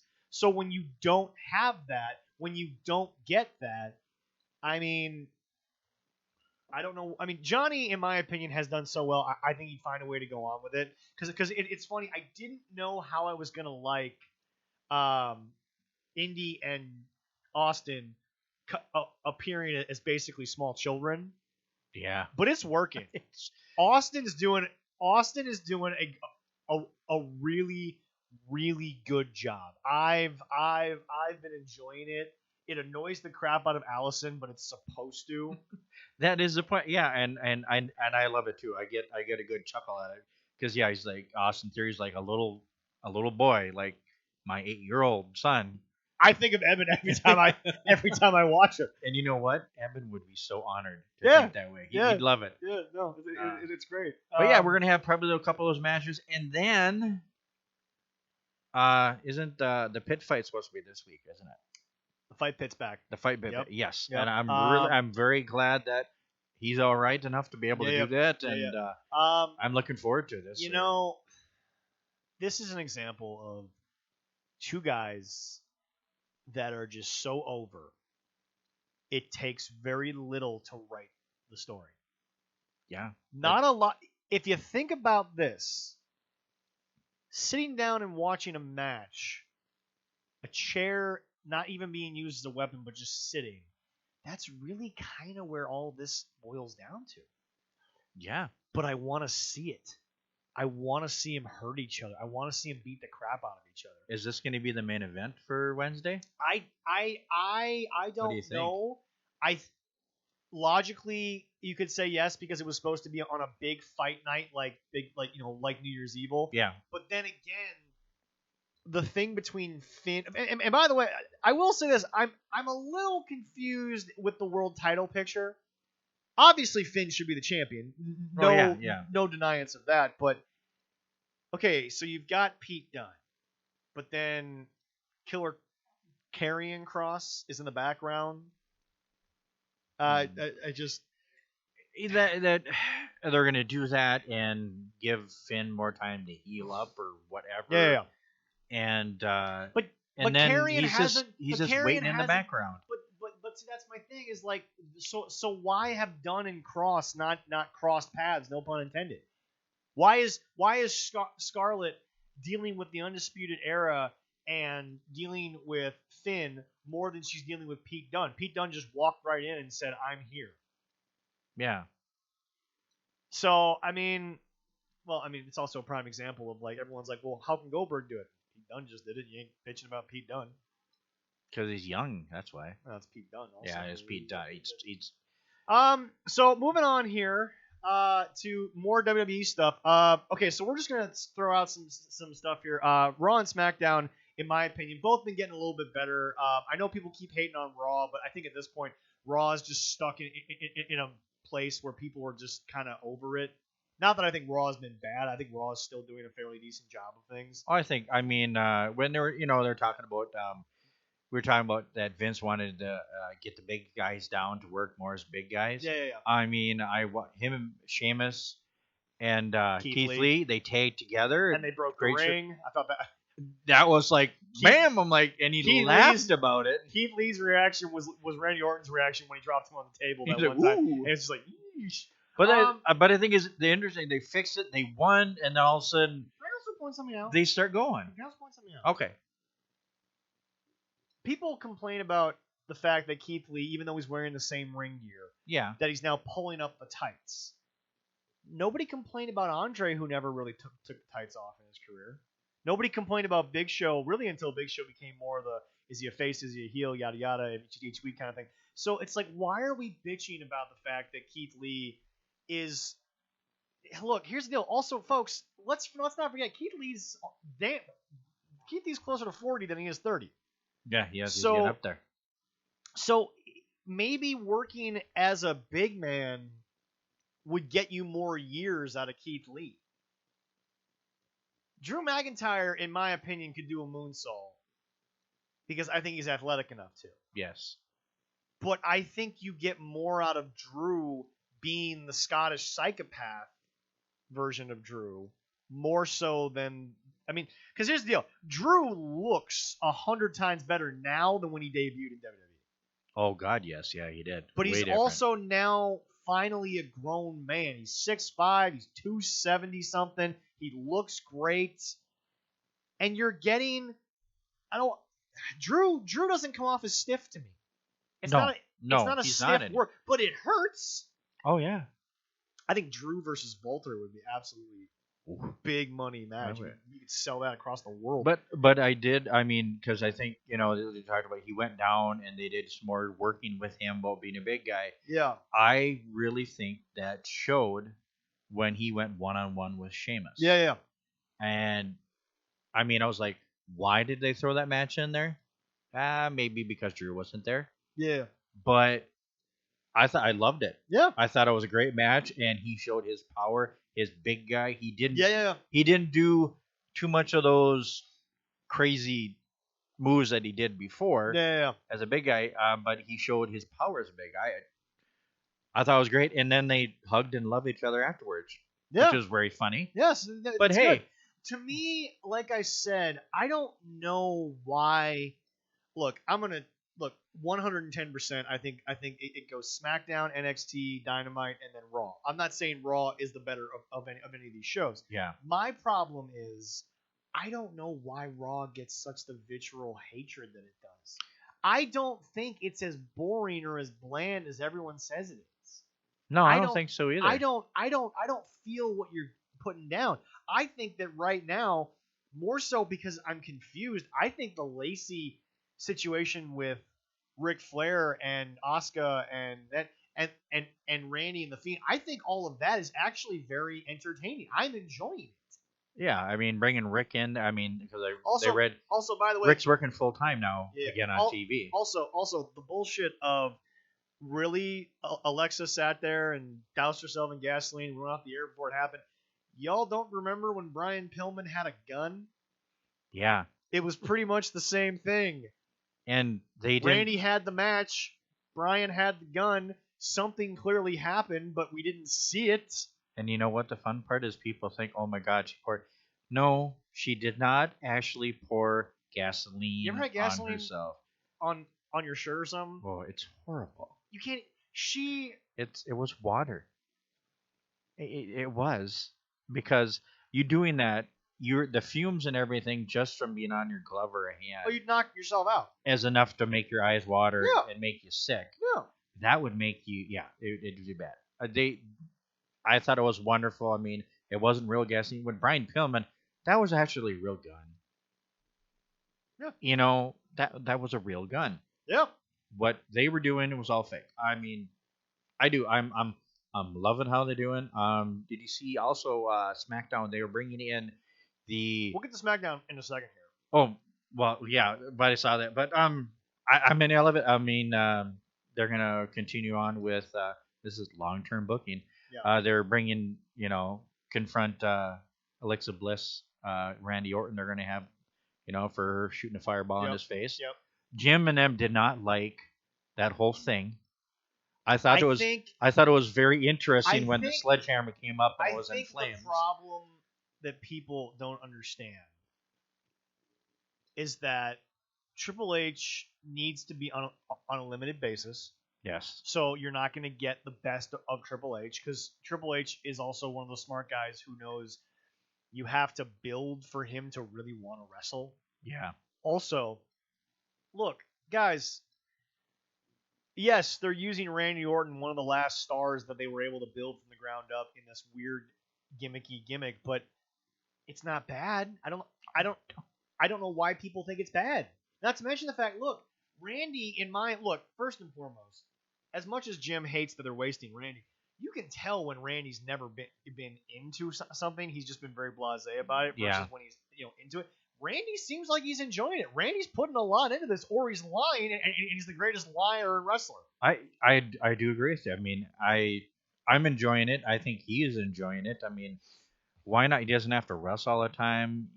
It's mostly it's a story, and they're telling a story. He's acting. I think. Well, okay. And it's easier on their bodies when they're doing that too. To transition over to SmackDown, I feel like the reason why SmackDown gets so much more love is because there's a lot of stuff that's more finite.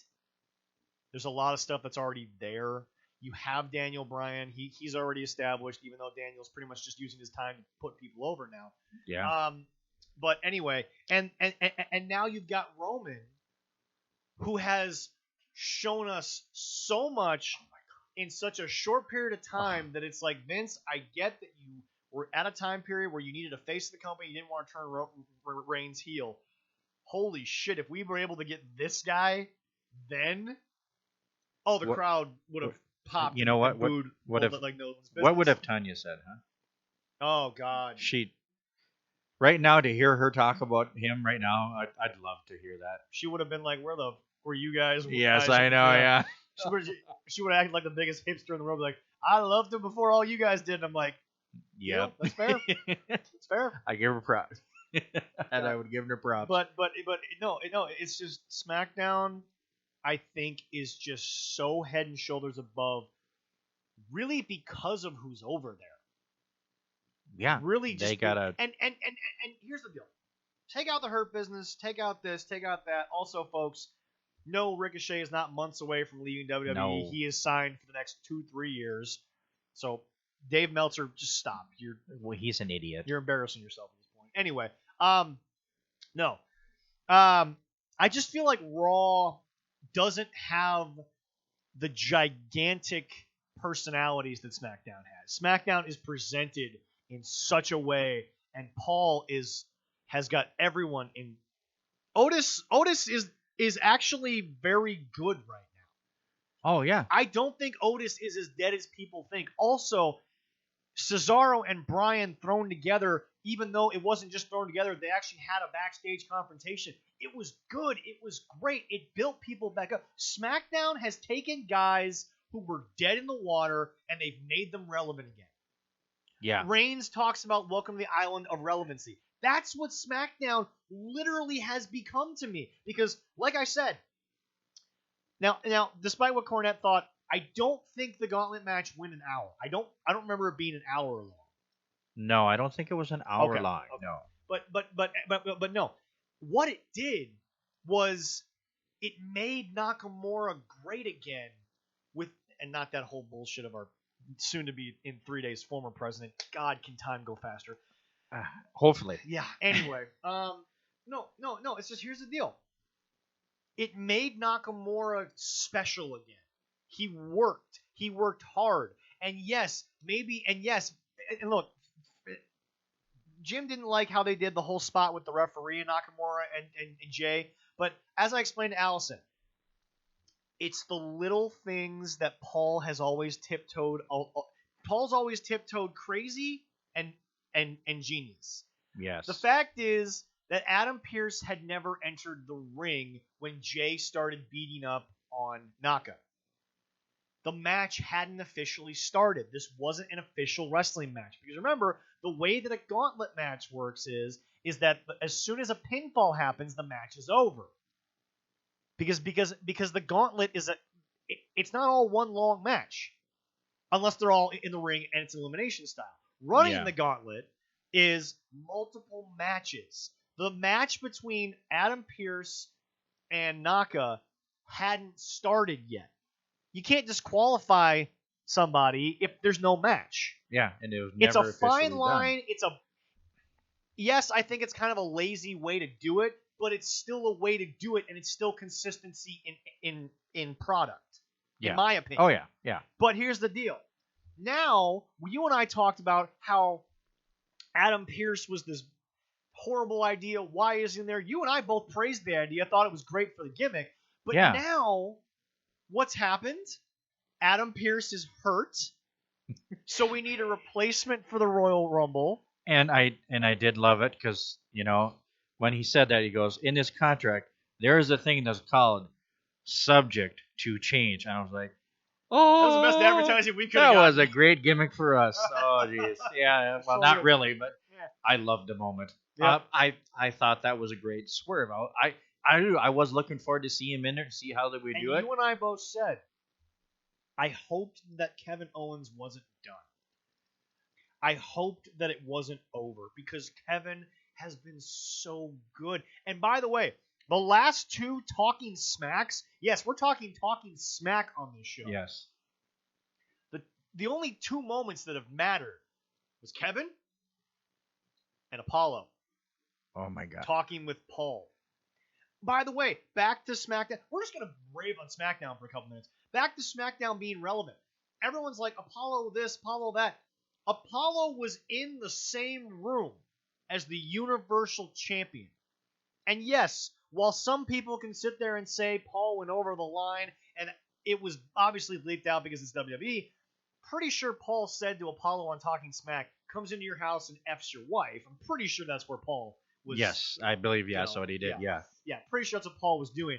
But, guys, it's making Apollo relevant. Apollo is doing more by not wrestling than he would have been if he was just the athletic Apollo with the smile. It's so good. I love it. Big E. First of all, Big E never changed. Big E, I love you to death. Yes. Big E on the couch with it was so good. And the sweater just. Yep. But here's the thing. Big E is being Big E. That's it. That's all that matters. Yeah. SmackDown also seems like it has a direction.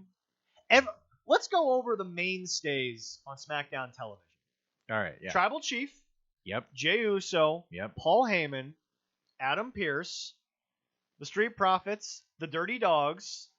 Who are now your current SmackDown Tag Team Champions. I love their new name there. Sami Zayn. Big E. Apollo.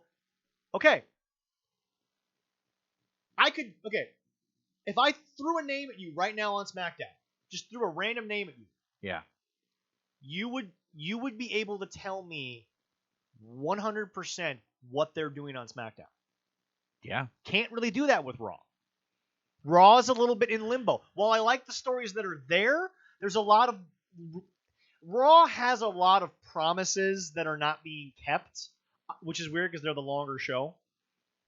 Yeah, it's kind of weird. A la Retribution. That's not happening anytime soon right now. I don't know where we're at with that. But anyway, SmackDown is the island of relevancy because if I threw a name at you on SmackDown, you can pretty much tell me exactly what they're doing. What right now is Apollo Crews doing? Oh. He's involved with Roman. IC match. Roman's in his ear. What is Sami Zayn doing? Sami Zayn is still being bitching. Sami Zayn. He's still being Sami Zayn. Yes. It's great. It's brilliant. I love it. What is Roman Reigns doing? That's a dumb question. We all know. He's being the chief. Jey Uso's relevant. Daniel Bryan is relevant. Otis is relevant. Chad Gable's relevant with Otis. It doesn't matter who's more relevant. What we're saying is that everyone's relevant. Yeah, the show's making sense. And the thing is that even though Sami really wasn't on SmackDown this past week, I still know where Sami's going. He has a clear and forward direction. The female division has a clear and forward direction. Sasha Banks and Carmella have a very consistent storyline going on. The sommelier is involved, even though I don't know why Reginald is involved, but Reginald is involved. We're going to move on from that. Corey Graves, don't know how you feel. Oh, well. I did love when people put a picture of Bayley, and then the picture of the small inventor woman from The Incredibles. Yeah. And I'm like, no. Then I looked real close and saw it for a second. Allison's wow. only issue with that was she thought the necklace didn't fit the outfit. That was the only thing Allison didn't want. The necklace didn't fit? Okay. Yeah, all right. But that's Allison nitpicking because that's what women do. Sorry, folks. It's not a sexist comment. It's just but no. But you know where Bayley is. You know where Bianca Belair is. You know what's happening. Seriously, just like okay, do me a favor. Look up the current SmackDown roster and just toss a name at me, and there's probably a 99% chance that if they're on TV consistently, I'll be able to look you in the eye and I'll be able to say I know what's going on. SmackDown is just consistent, but it's not just consistent; it's relevant. Raw is consistency without relevancy. That's the problem.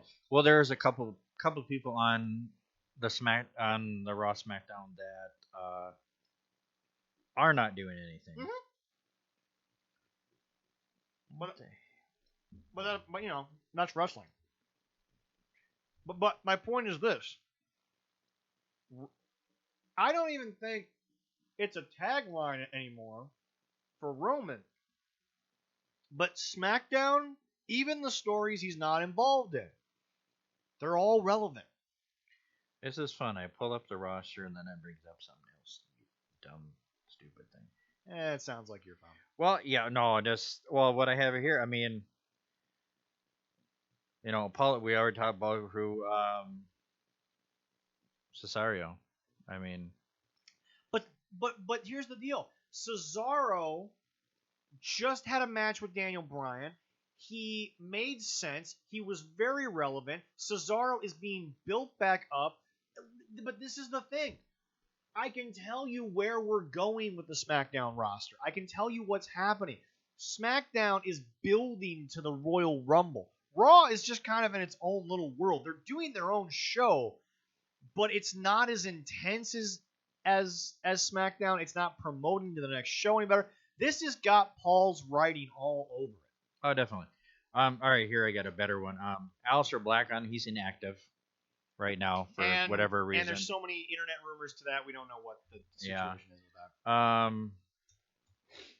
You know, the Street Profits. Well, Street Profits are relevant because they're just in battle in the tag team division. Let's see. King Corbin. Rey Mysterio. He's fighting Rey. SmackDown, again, whether or not we want to keep seeing Rey, there's consistency in booking. There's consistency in what's going on. Corbin has jumped into a completely different storyline, but at least we know what he's doing. Whether we like it or not, we know. And that's the only point here. Who else you got? Let's Billy Kay. Who the hell would have thought Billy Kay over Peyton Royce would be getting more airtime? I love. There we go. Billy Kay is it. She warms my heart. She's a master of mosh pinning. It's on her. It's on the resume, it's on the folks. resume. I can't. When she worked at the Street Profits, she was like, "It is on my resume right there." Yeah, see, it's right there. Here, Dawkins, Oh my God, it's on there. It's like, Billy, we were on Raw for the same amount of time that you were. It's just Billy Kay. And here's the deal: it's not burying Billy Kay. I don't know how you can be buried if you're on TV as much as you are. I don't know how. No, I mean it's just it's weird. It's kind of funny how they're doing that with her, but it's great. I love it. It's working. It's so good.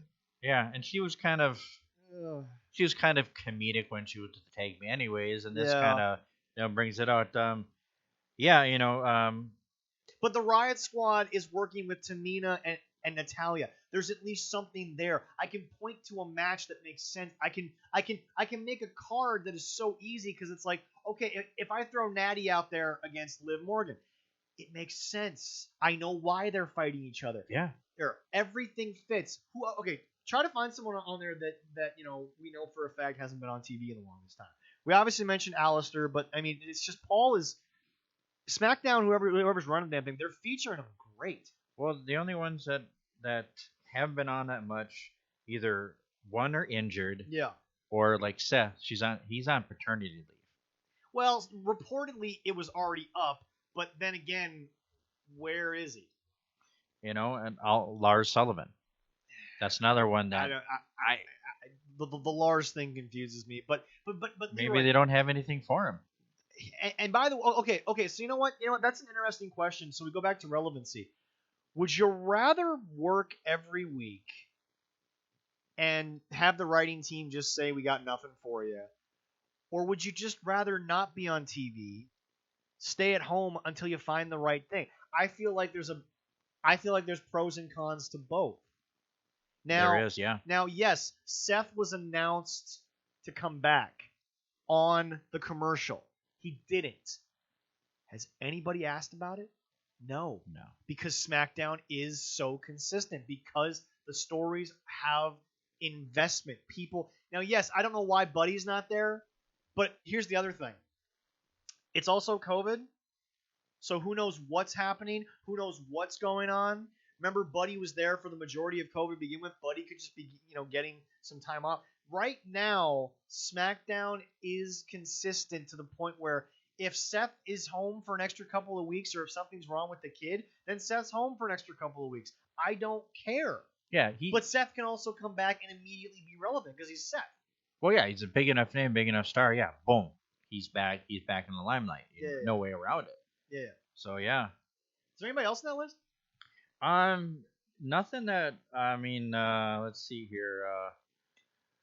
Kalisto. We haven't seen him in a little bit. Again, Kalisto was kind of already, Kalisto may not know what's happening because Kalisto just broke off the Lucha House Party gimmick where he wasn't getting along with those guys, so they broke that up. But again, you and I said at the top of the SmackDown segment, if we talk about quote unquote the people that are consistently on, we know where they're going. We're not confused. We understand what's supposed to happen next. It's just everything is relevant right now. SmackDown is the island of relevancy, and it's not just when Roman's out there. SmackDown is consistently booked, is consistently written. It's made it in one night. You brought Nakamura back. You brought Cesaro back with his match against Daniel Bryan. You've got them building to the Royal Rumble. You mentioned the Royal Rumble. You want people to watch the Royal Rumble. Stuff is happening on SmackDown. It doesn't feel like a graveyard, which Raw tends to sometimes have moments when it just feels like an empty graveyard. Yeah, it does a little bit. Yeah, I mean, that's about it for SmackDown. I mean, all the other ones are kind of hurt, and we already discussed all of them. Yeah. I mean, yeah. Bayley's new segments has an opportunity to just entertain the crap out of me, whether I love it or hate it. Have you so you still talking about SmackDown? Have you had a chance to watch her sit down with Stone Cold? I have not had a chance to watch that. I did watch it. Okay. I highly recommend it. Yeah. You say she's not in character. I should Yeah, say yeah. she's not right. She's talking about her life going up. Yeah, I yeah. mean, so which is I mean he The one thing that I have seen, not to cut you off there, but the one thing that I have seen was her statement that she's not done, oh no. which I think it'd be very easy to say she's already won every belt. She's already been a top star. She's wrestled on the biggest shows. She was the longest running champion. What's left for her to do? There's always more to do in the wrestling Yeah. business. But And you got to find something else to do. and you know what the fun part about watching it and seeing her talk and kind of just being a normal her normal self, Yeah. I've gotten to like Bailey more. I have not hated Bailey at any moment except for the fact that I've been annoyed with her on camera work, but I'm supposed to be. I'm Oh not, yeah. I wasn't supposed to turn her on and have her do the whole ding dong hello thing. It's like I wasn't supposed to be like yay. I was supposed to be like oh god this. And by the way, I love how that little line has now become an interview segment. Yes. I it's so good. And you know what? It's so stupid. It is on Jade Cargill levels of it's stupid, but I want to watch. Yeah. But I said I really enjoy it, and I said I got to know more about Bailey, and it makes me enjoy seeing her show stuff like seeing her and going on so and I think the best part is if you haven't tried Stone Cold's beer, do it's good beer. I'm not a big beer I guy. know you're but she sat there and she was Yeah. was chugging beer with Stone Cold. Yeah, anybody else out there besides Zach, I don't care. If you like beer, I go still find some drink beer. it. I haven't had it yet. I would still try it, but I'm just saying right now, my opinion is probably not the best because I'm not a beer guy. I'm more of a spirits guy. I'm a beer guy, and oh damn, I loved it. No, it's just Leroy. Once again, I know I've kind of beat it to death, but seriously, how relevant is the 2 hours of SmackDown? Incredibly. No, I know it is. Yes, It's brilliantly done. It is absolutely. I watch, I get told what's next, and my brain can immediately remember everything that led up to the next segment. My brain can fathom what's happening. Raw's kind of throwing stuff together right now and tossing it in a barrel and seeing what pops out. But outside of Drew, outside of the Hurt Business, I don't really know what's going on Raw. I know what's going on in the Universal title picture. I know what's going on in the tag team picture. I know what's going on in the Intercontinental picture. Yeah. I know what's going on in the women's division. Like, I know what's going, and not just I know what's going on with the titles. I know what's going on with the rest of the roster.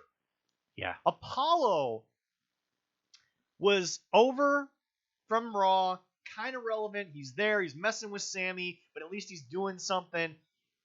And then he gets in with Big E, and they tag, and then they get pissy, and then they do this, and now Big E beats him, and now Paul Heyman brings him in. I love Paul Heyman. Say what you want about what he did to the Good Brothers. Say what you want about his sleaziness backstage. The guy makes me interested in wrestling. I can separate the freaking person from the art he's creating. I can do that. We talked about that with, I think it was Corey we talked about that with. Yeah. But no, it's just, it's relevant. It's all relevant.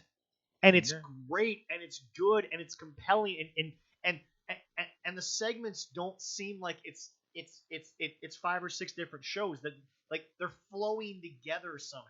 Yeah. And yes, all wrestling shows are start stop segment. But this is working. And because this is typical Paul, because he's trying to sell you something. Oh yeah. Roman is relevant from the opening of the show to the middle of the show where it's just a 30-second video of him. Yep. To the ending. Yeah. And like I said, I'm glad that KO is still involved with Roman. Again, if they had gone through with Adam Pearce versus Roman Reigns, I wouldn't have cared. Because I think it would have been very good. Because it would have helped Roman on the road to WrestleMania. But now I get a bigger moment.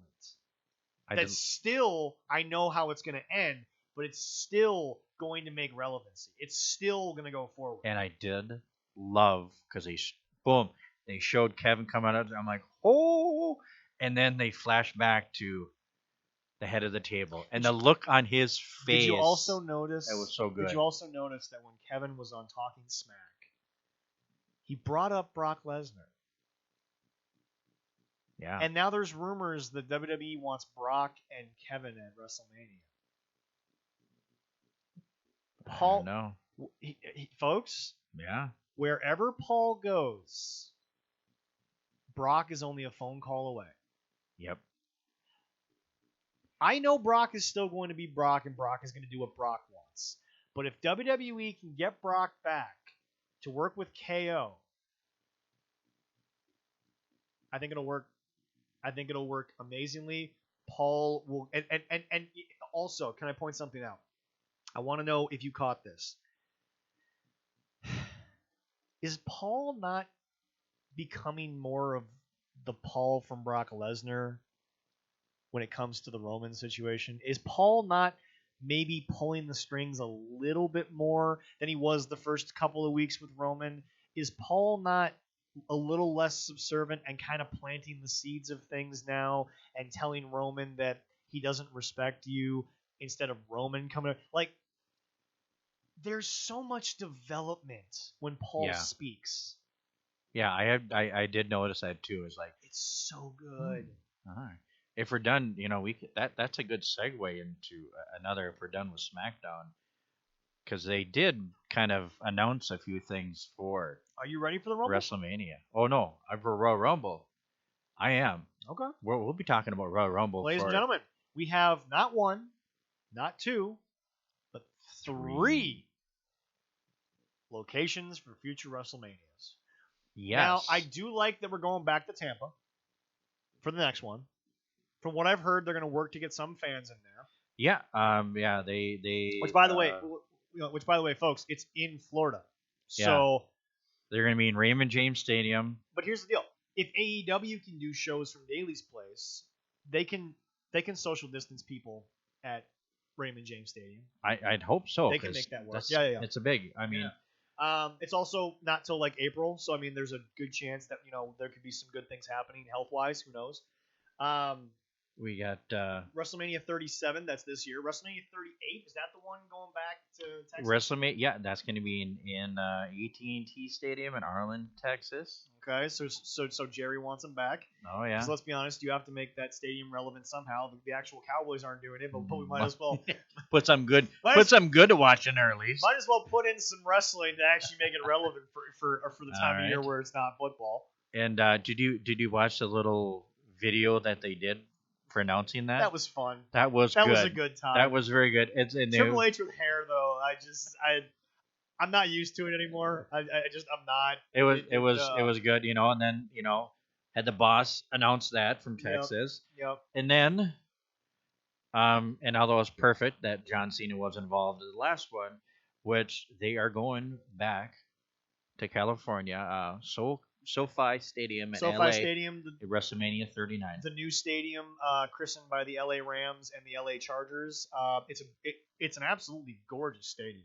Yes, it is. It's an absolute amazing event center. I was really hoping that Minneapolis would get one, but I understand that we're never going to be as big a market as Los Angeles. I'm not going to sit here and pretend that we're a bigger market than Los Angeles. I get it. I'm fine with it, but look, Raymond James deserves to host it. Okay. Oh God, yes. That is undisputed. They deserve to host it. Really looking forward to 37, 38 back in Texas. They had a good showing last time. It was the largest crowd. And folks, stop giving me this crap that they fudged numbers to get the record. There were 80,000 people on the hard camera. Yeah. Forget the fact that there were 100,000 people total in that stadium. There were 80,000 people on just the hard camera view, let alone the people in the cheap seats, let alone the people that were behind the hard camera, let alone the people that were on the right side of the hard camera, the left side of the hard camera. There were over 100,000 people in that arena. You cannot tell me otherwise. It's a joke to even try to tell me that I'm lying about this, unless I get proven wrong. But the truth is that no, there was 80,000 people on camera. Forget the rest of the arena. Yeah. I mean, and when I saw that they're bringing fans back for this WrestleMania, reportedly, they're working on it. Yeah. Plus, I thought and I had to look in. They were talking about doing it for 2 days, which I hope they're wrong on that. Well, hold on. But hold on. If people can get excited about this past Wrestle Kingdom, if people can get excited about the 2 nights, because here's the deal, I forget who it was. I think it was AJ. AJ Styles talked about how WrestleMania, everybody gets a match now. It's not really as special, and it ends up being 6 to 8 hours long. But if you split it into 2 nights, why is nobody complaining about 2 nights of Wrestle Kingdom, but you're going to complain about 2 nights of WrestleMania? I get it. WrestleMania is supposed to be the pinnacle. It's supposed to be special. But I still feel like this past WrestleMania, based on the circumstances, yes, that's all I'm going to say, based on the circumstances, I still feel like each night meant something. Yeah. The thing about WrestleMania is that it always gets known as everyone wants to do it because of the glitz, the glamour, the fact that there's only been so many of them, the fact that some of the greatest moments in the business have happened there. It's the pantheon of greats. It's the showcase of the immortals. It's what made The Undertaker. It's what made Shawn Michaels. It's what has elevated to the world audience Hogan versus Warrior. I get all that. Yeah. But as long as each night feels special, what's the problem? There we go. Well, I guess so. I mean, it's going to be one night. It'll be good. They'll feature one of the belts, the heavyweight belt. Because remember, the Boneyard match, in my opinion, should have been... Was that night 1 or night 2? That was... Because that ended night 1, wasn't it? That was the end of night 1. Yes. Okay, so that was the end of night 1. That should... Now, okay, no... If I would have known it was going to come off that good, I would have said you're the main event and night 2. Yeah. Because I feel like what came after that was just a letdown because it was so well done. But again, you don't necessarily have a crystal ball. You don't know how great the fans are going to react to it. But look, this is again the hypocriticalness of people. And yeah, okay, maybe I'm throwing this shade at you for half a second, but you're the one that brought it up. We love both nights of Wrestle Kingdom. Yeah. I get that we all want WrestleMania to mean something, and we don't want to have 16 matches be on the WrestleMania card. We want maybe 10 matches and have it be as special as it was. But it's always getting bigger. It's always getting more exciting.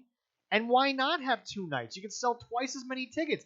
Twice as many people get to say they were at a WrestleMania. That's huge. And let's see.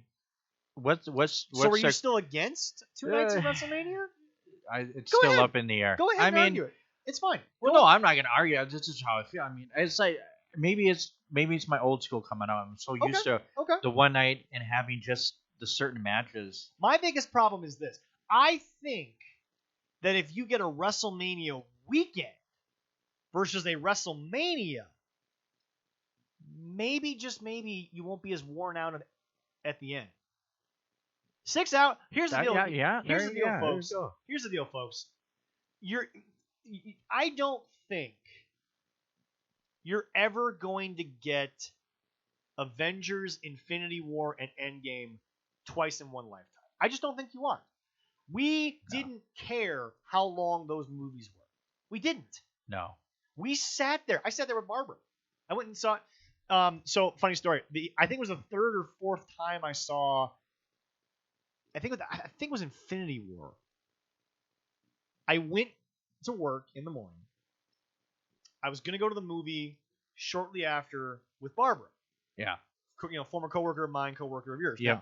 And then something bad happened. The scheduling was messed up, and they were like, Zach, can you work? Can you close tonight? Can you work all night? And I just remember being like, I did promise Barbara. So I literally went to work for about 8 hours. I left for 3 hours just to go to the movie with Barbara. Yeah. And then I went back to work and finished the night. So in the middle of a long work day, there was Infinity War. But and again, it might be Endgame. I don't remember. I'm pretty sure it was Infinity War. I think it was Endgame. Was it Endgame? Okay. Because I was gonna go with you, and then Barbara heard Right. that. Yeah. Then Barbara heard I cried and said, Yeah. "I don't know if I want to." I'm like, Yeah. But hey, it's emotional. Okay. So anyway, it was one of the last 2 Avengers movies. yeah, But my point is this: I don't think you're going to get to a point where we're gonna find lightning in a bottle twice, and you're gonna get something that's going to entice you for a long time. People get worn out with WrestleMania. It doesn't matter what card it is. You get worn out because there's so much, and because it's WrestleMania, everybody gets 15 minutes. Everybody gets 20 minutes. The main events get 45 minutes. It is the night when you are supposed to show the money matches. well, yeah, when the ladies headlined that WrestleMania, Yeah. that felt like a long one. Yeah. It did. Oh Yeah. yeah, it did. Yeah. And that wasn't a shot at Becky, Charlotte, and Ronda. No, that was no, just not a at shot all. at how long the show was. So, in my opinion, if it goes 2 nights, as long as night 1 isn't the first 8 matches and then night 2 is the second 8 matches, as long as there's a championship match at the end of each show, what's the problem? Yeah, and that's totally plausible. And with them saying there could be fans, that gives a chance for more people. I mean, there's a certain group that'll see it on Saturday night, and then there's another group that'll see it Sunday. You still seem That gives them the more. hesitant, but the problem is that why should WrestleMania be so large? But let's say you have the biggest non-title storyline. The championships have to be defended at WrestleMania. That's just my opinion. Yeah. It has to happen. But let's say you have a huge rivalry, but there's no title involved. How can you just skip WrestleMania? How do you just go an entire weekend of wrestling and not acknowledge this bitter rivalry feud? Well, yeah, kind of. To put one in there is Bayley and Bianca Belair. Yeah. That could be. They could have something like that, a non-title, and have a huge match at WrestleMania. But my point is this. Yeah. But my point is this: if it's still only one night, and WWE says, okay, we'll go back to just 4 hours because I never minded 4 hours. 4 hours was fine. I can do 4 hours of WrestleMania, no problem. When you get to 6 and 7 hours, it's getting tough. And the Super Bowl's different because the Super Bowl has an all-day build-up, but the Super Bowl is the culmination of an entire short season. Yeah. Football, because it's so packed into a short time of our year, to the point where you and I literally have a schedule based on not being there. Also, Yep. Also, we will do a show on Super Bowl Sunday, but I don't care about your church shit. We're doing the show early because I'm not missing a damn moment of that game. Oh, don't worry about that. That's already pre-recorded on YouTube, so I can watch it anytime. Wait, what? Oh, right, your church stuff. Okay, yeah, my cool. church stuff. Okay, so yeah, okay, cool, not cool. the wrestling, not the football. No. I'll come over in my PJs. We'll knock a show out, and then I'll go home and be like, all right. I got 4 hours of prep to do. Because see, for me, the Super Bowl is an all-day thing. You got to get up. You got to get prepped. You got to get your stat sheet ready. You got to get your friggin' food set up. You got to know where the food's going. You got some people coming over. I've invited some people. I'm not going to do more than 9 or 10 because I'm still going to be social distance. I'm still going to be, smart about it. Not a large gathering. But the thing about it is that it's still Super Bowl Sunday. Oh yeah. To me, I don't care for all the non-sports people out there. It should be a national holiday. Screw everything. It makes more sense. It makes more sense than Easter because Easter's become something about a rabbit that poops out eggs. I don't know. I know there's something else involved with your religious thing, but Easter's become more of a family dinner / egg hunt. Anyway, but no. It's just you can't do 2 Super Bowls, but you can do 2 nights of WrestleMania. So yes, there's the old idea, but Leroy, there's an argument to be made that WrestleMania should be special and should only feature the best matches. But there's another argument to be made that what if 2 people who don't have the world title recognition yet, what if they're still the best feud of the year? you can't have the biggest show and not have that feud. No, you do need it. Yeah, definitely. It wouldn't work. Now, if you got two people, like, okay, we'll use an AEW example because I can't think of anything lower than Joey Janela at this point. Yeah. Let's say Joey Janela's got some feud going on with some dude on Dark that I don't. Let's say it's Evil Uno for all I freaking care, and Evil Uno is even bigger than Janela is. If you want to skip Janela versus Evil Uno, or if they came out and said, "I want you at WrestleMania," then I would kind of roll my eyes and be like, "Really, we're gonna besmirch the showcase of the Immortals with Fat Uno, with Pizza Fat Uno and the bad boy Joey Janela?" No. I get it. Yeah. But WWE, if they build it right, you can't just skip over them for a WrestleMania. No. You just can't. Because the pay-per-views have become more of a sort of, instead of where it used to be there's only like 5 or 6 and they're a payoff night, they've just become continuations of the show. Something to work towards, something to build towards. And by the way, we're going to put a pin in this and talk about this with someone else at some point later, but the more pay-per-views that we've been having, while, yes, I think it has sort of diminished some of the bigger pay-per-views, yeah, a little bit. This is the issue of the modern fan. All of us praise AEW. We talked about this with Corey about giving us the money fight every week. But then we shit on WWE for possibly giving us Roman versus Adam Pearce, which would have, again, not been a money fight. It would have been the kickoff to the road to WrestleMania. We fans want the AEW mentality so much now, the big night match, that where Vince used to be able to go 6 to 8 weeks where somebody could go on television and have a good match, but it was a low match to their standard and then save it for the pay-per-view. He could do that.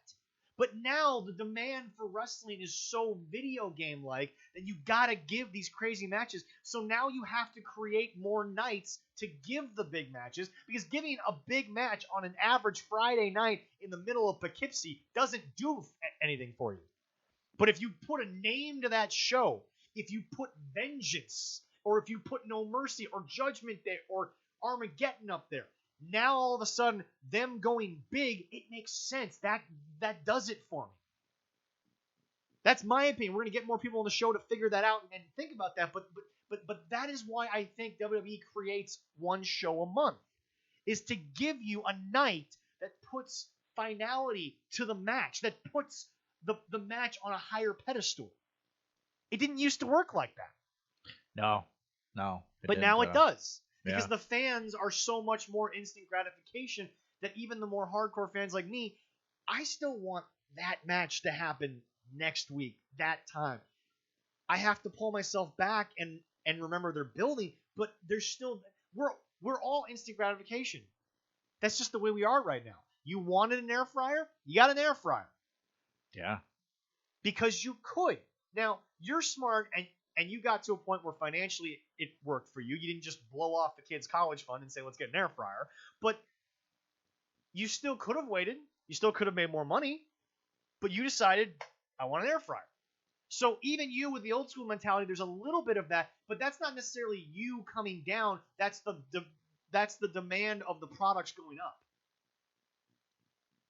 So it's not like we're building to a finality end of a rivalry anymore. WrestleMania in and of itself has almost become a story, continuer. Whereas, okay, very rarely does this happen, but a story starts at WrestleMania. Doesn't happen that much.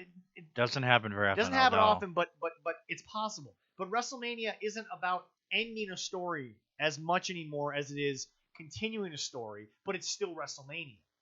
So I don't know. I mean, that's my argument for I think 2 days can work. It's also my argument for you don't mind 2 days of Wrestle Kingdom. Why not 2 days of WrestleMania? Yeah. Now, one night could suck. I get that. But I mean, as long as it's not, hey, Sunday night's going to be the Universal title, the WWE title, the Intercontinental title, the United States title, both the tag titles, and then my main event on Saturday is the Cruiserweight title. Yeah, that'd be trash then. But if they do it like that, then I'm going to skip Saturday.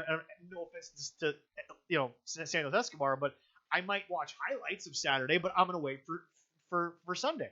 But if you give me Saturday, give me sprinkle in a couple title matches, and Saturday ends up being the WWE title match, and then Sunday is the Universal title match, or better yet, whichever title match you think is going to draw more money, that's the Sunday match, then fine, whatever, I don't care. But that's how you have to book it for me to value 2 nights. But they did that last year. Yeah, they got it to work. Drew did not win the same night as, what was the Universal title match? That was on WrestleMania 36. Was the Universal title match? Yeah, it was. Goldberg had it. Goldberg, and Braun beat him. Yeah. But those weren't on the same night, were they? No, I think that they were separate nights. So yeah. Yeah, because we ended with Drew celebrating, didn't we? Yeah. Okay, cool. Remember right? Yeah. So I mean, look, we'll obviously bring on some of the many people that we now can bring on this show, and we'll ask them about that. But I'm glad that we have multiple WrestleManias in different locations. I'm glad that we are moving in a societal way of believing that people are going to be able to travel again. But that's only if people listen, social distance, take care of themselves. The vaccine, I know, is a big thing, but you tell me that 6 people have gotten sick out of the millions that have taken it. I'm sorry, but logically that tells me I'm probably okay, knock on wood, obviously. But, I mean, it's statistics. Medical statistics are medical statistics. I'm not going to argue about that. But no, it's just... And we have till April, too, when this is going to happen anyway. I think 2 nights is, can work. But I'll ask you, what... And honestly, what is your honest opinion? Do you want 2 nights? Yes or no? Honest opinion. Part of me says yes. Part of me says no. I understand and listen to the having it for the whole weekend. I'm like, oh yeah, a whole weekend of wrestling. Oh, that sounds great. And then it's just I guess my old school feeling is like, WrestleMania is just one night. Okay. Just maybe, if they're going to do it 2 nights, they're going to, like they did last year. It depends on how you break up the card. Yeah. And that's the most important. The only thing I don't want to see is okay, let's say, and again, I think it was AJ. If you're only going to have 10 matches, but you're going to break that up into 2 nights, and it's just 2 2-hour nights for WrestleMania, then I have an issue with it. Because pay-per-views should be special. They should be 3 to 4 hours. They should. Yes, definitely. Now, I will say no 2 nights, give me only 1 if you're only going to have 10 matches, because you can squeeze that into 4 hours. Yes. But if you have 16 some feuds, then I can see an 8-8 split. I can see and the idea of an 8-8 even down the middle split. Definitely, yeah. If they do that 8 and 8 for each night. So I'm okay with 2 nights if we go with the model that was last year, which is everybody got a match. But if we go back to the idea that AJ likes, which is only the specials survive, then yes, I'm with you. Only give me 1 night. But again, if it's turned into everyone gets a match, fine, 2 nights. I'm okay with that. But the question is too right now, is everyone going to be available to do that match? Well, okay, but now my question to you is this. We talked about the Island of Relevancy SmackDown. Roman versus whoever wins the Rumble. That's 1. Yep. Tag titles. Yep. Intercontinental title. Yep. SmackDown Women's Championship title. Yep. Probably 1 more women's feud. We're at 5. Yep. There we go. Probably 2 men's feuds. That's 7.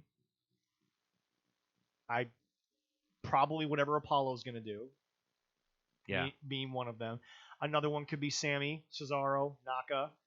There's 4 guys right there. Daniel Bryan's still available. I'm at 9-10 matches, and we're just talking SmackDown. Yeah, not even adding in the. I haven't even talked about the multiple the championships. women's tag matches that could involve anybody from SmackDown or Raw. Yeah. So okay, I've already built you 7 matches on just SmackDown. I built 1 night on SmackDown. Now, I don't want to split Raw and SmackDown, each have their own run. Then you're gimmicking it out. Then you're making it cheesy. But I gave you 7 matches on SmackDown. Yeah. Now, Andre the Giant Memorial Battle Royal. That's 8 between both shows. What if NXT gets a match or 2 in there? Yeah. That's the possibility of 3 NXT matches. Now we're at what? Now we're at 9. Now, if we're limiting to 10 for one night, minimum for Raw, you've got the WWE Championship match. We're at 10. Now you got the United States title match. We're at 11. The SmackDown or the Raw tag titles. We're at we're at 12. Women's title. Women's championship. We're at 13. 1 or 2 men's feuds. We're at 15. Another girls match. Now we're at 16. There we go. We're not even talking about, we've only added maybe 3 matches from NXT. Take that out, we're at 13. That's still too many for one night. Yeah. So what I'm and remember, you have to factor in the main events will probably get a good half hour to 45 minutes. So I mean, you basically have an hour gone right there. So all I'm saying is that if you take the basic model that we've had, and you're sitting there saying, okay, is everyone available? But on SmackDown, I already gave you 7 matches of everyone that's already available. That's already a thing. Yeah. Well, I'd say everybody available. And they always factor in for it is the uncontrollable injuries that do happen. The card is subject to change. Yes. Yes. As we always like to call it. Yeah. But yeah, I mean, when he went in that, then yeah, I mean, it should work out. Most of the time, we don't have any major injuries coming into WrestleMania. Knock on wood. Usually, it doesn't. But afterwards, usually does. But my point is this: back to your question: is everyone going to be available? Well, okay, I understand. There's questions of not only injury but COVID. Here's the deal: I've already given you 7 matches on just SmackDown that are of relevancy, that could work, that could make sense. So, yes, if everyone stays where they're at and they stay healthy, you've got 7 relevant matches. That's one night. Raw can produce a couple more. Now we're in the teens. Maybe NXT. So my opinion to you is barring anything involving major COVID outbreaks, knock on wood, barring injuries, knock on wood. In my opinion, Leroy, I think we already have enough for WrestleMania, and that's if WrestleMania was tomorrow. Okay. Imagine what we could build over the next 3 months. That is true. So true. So that's me looking at you and saying I think we've got it already, regardless of what the Rumble could build. Because I mean, I saw Marcus talking. I think it was Marcus talking about this the other day in the lounge. Of I'm banned from commenting on Facebook apparently for. I saw it. I have no idea where that came from. You're in Facebook jail and you don't know it. I have. According to Derek, they never tell you anyway. But whatever. Oh, okay. But no. This is no. Oregon Joker, they trumped you. Oh! I like that. Yeah. Sorry. Yeah, I had to use it. No, it's fine. But no, Leroy. It's just my whole point about this is that yes, back to what Mark was saying. Do you remember when the Rumble used to start feuds that would go to WrestleMania? I still think that it does to a point. Obviously not the way that it used to do it. No. But I still think that you get some feuds. So I mean, we could, like I said, if we just take the feuds we have now, I could build your WrestleMania card tomorrow. Now let's see if somebody trumps somebody in the Rumble. Let's see if somebody cheats in the Rumble, if they throw some out. Let's see what the Rumble can create. Is a heel going to hate on a babyface for a random elimination? Is a small guy going to eliminate a big guy? Are 2 women going to have a controversial thing? Let's see what the Rumble can build. Well, and which I enjoyed SmackDown and Raw, that it's Royal Rumble season. They're getting in there and they're doing a good job for me. Yeah. To go, I'm thinking, who are they going to have win it? And I'm looking at one, I'm looking at another, and then somebody does something. It's like, ooh, maybe that, and then Yeah. I mean, it makes it because we always talked about that. There's a possibility for Bianca Belair and the Boss at WrestleMania. I would That love would that. be So that good. would be wonderful. And but the way Carmella and the Boss are going, you could have that at WrestleMania. You could push that 3 more months easy. Definitely. And then now just starting with Bianca and Bailey. Yeah. That's another one that could be a WrestleMania right there too. Well, and going back to our girls match, let's Yeah. talk about SmackDown. Let's say you have Carmella versus Sasha, because let's say the Royal Rumble winner of the women's goes back to Raw. Yeah. So now it's whoever versus whoever. So now you have your SmackDown Women's title match, which has to happen because it is WrestleMania. Oh yeah. That is now there.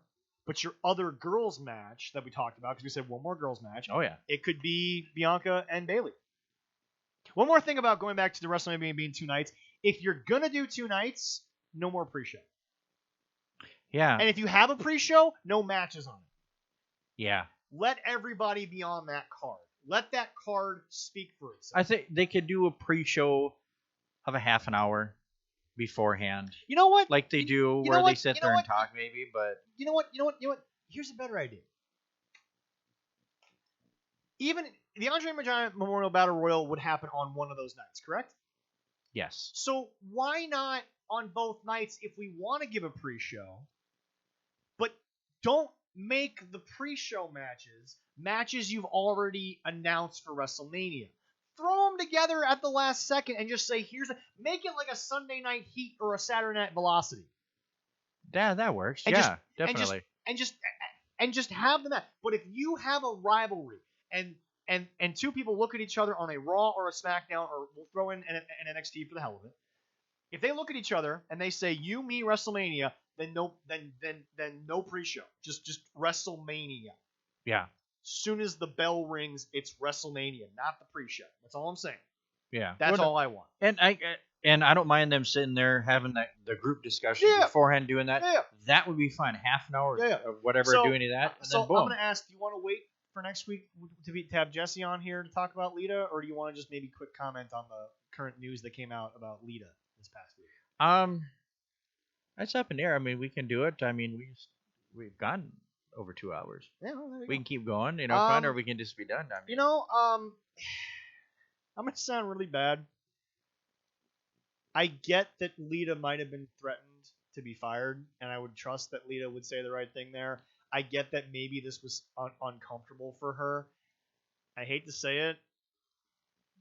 That was your television audience at that point. That was kind of what Edge's gimmick was as rated R, and maybe. And by the way, Vince forcing her to do it. Vince did not physically force her.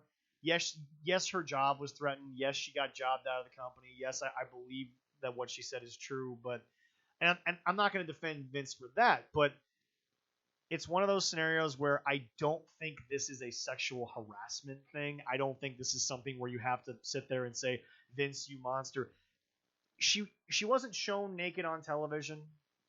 no. She wasn't, in my opinion, degraded on television. Whether or not she felt that way or not, I don't think the visual is as bad as some people on the internet are making it, that, oh, Vince should go down for sexual harassment in the workplace. No, I'm not putting Vince in that category, because that's not what that was. That's a mild segment. He's had other segments that people could do sexual harassment charges for him, and it was part of the show. Right. The inconsist. How many times has Trish, he had somebody Trish, Candice, with a towel? Trish, Candice, Yeah. Michelle before, for a while. You had Sable on every other segment. But look, my only comment is this: is that while I don't agree with forcing someone's job on it, I don't agree with her getting jobbed out of the company, although I don't think Lita was as jobbed out of the company as I think even she thought. Yeah. But that's for her to decide on her career. That's not for me to decide how she feels. But my biggest thing about this is just, I don't think that this is a situation where all of a sudden I have to label Vince McMahon as a sexual predator type situation. He didn't do anything physically to her. I don't even think it was verbal. I just think it was something that they were like, hey, we've advertised this. Now it's going to happen. And it's the wrestling business, okay? People have been threatened with their jobs to do stupid things all the time. Lita's not special in that case, and I'm not speaking to her. I'm speaking to the wrestling audience. Don't jump on Vince for doing a practice that all the promoters do. If you say you're not going to do something, they're going to fire you for it. That's just how it goes. If you and I said we're not going to do it, yes, I know you and I stocking shelves is not the same as what they asked her to do. But again, I still don't think that whether she was comfortable or not, which I guarantee she was not, and I understand that, and I'm totally supportive of that. But this isn't something that completely and utterly made her into nothing. It's one of the highest rated segments in the history of Raw. Yeah, I mean, she was relevant for many, many years, and this was just, I remember it. I was like, I can't believe they're doing that on TV, but they did it. Yeah. And I'm like, all right, I've heard worse and seen worse. Yep. You know? I've seen your ex-wife. You've been a part of it. Yeah, I know. We're not, yeah.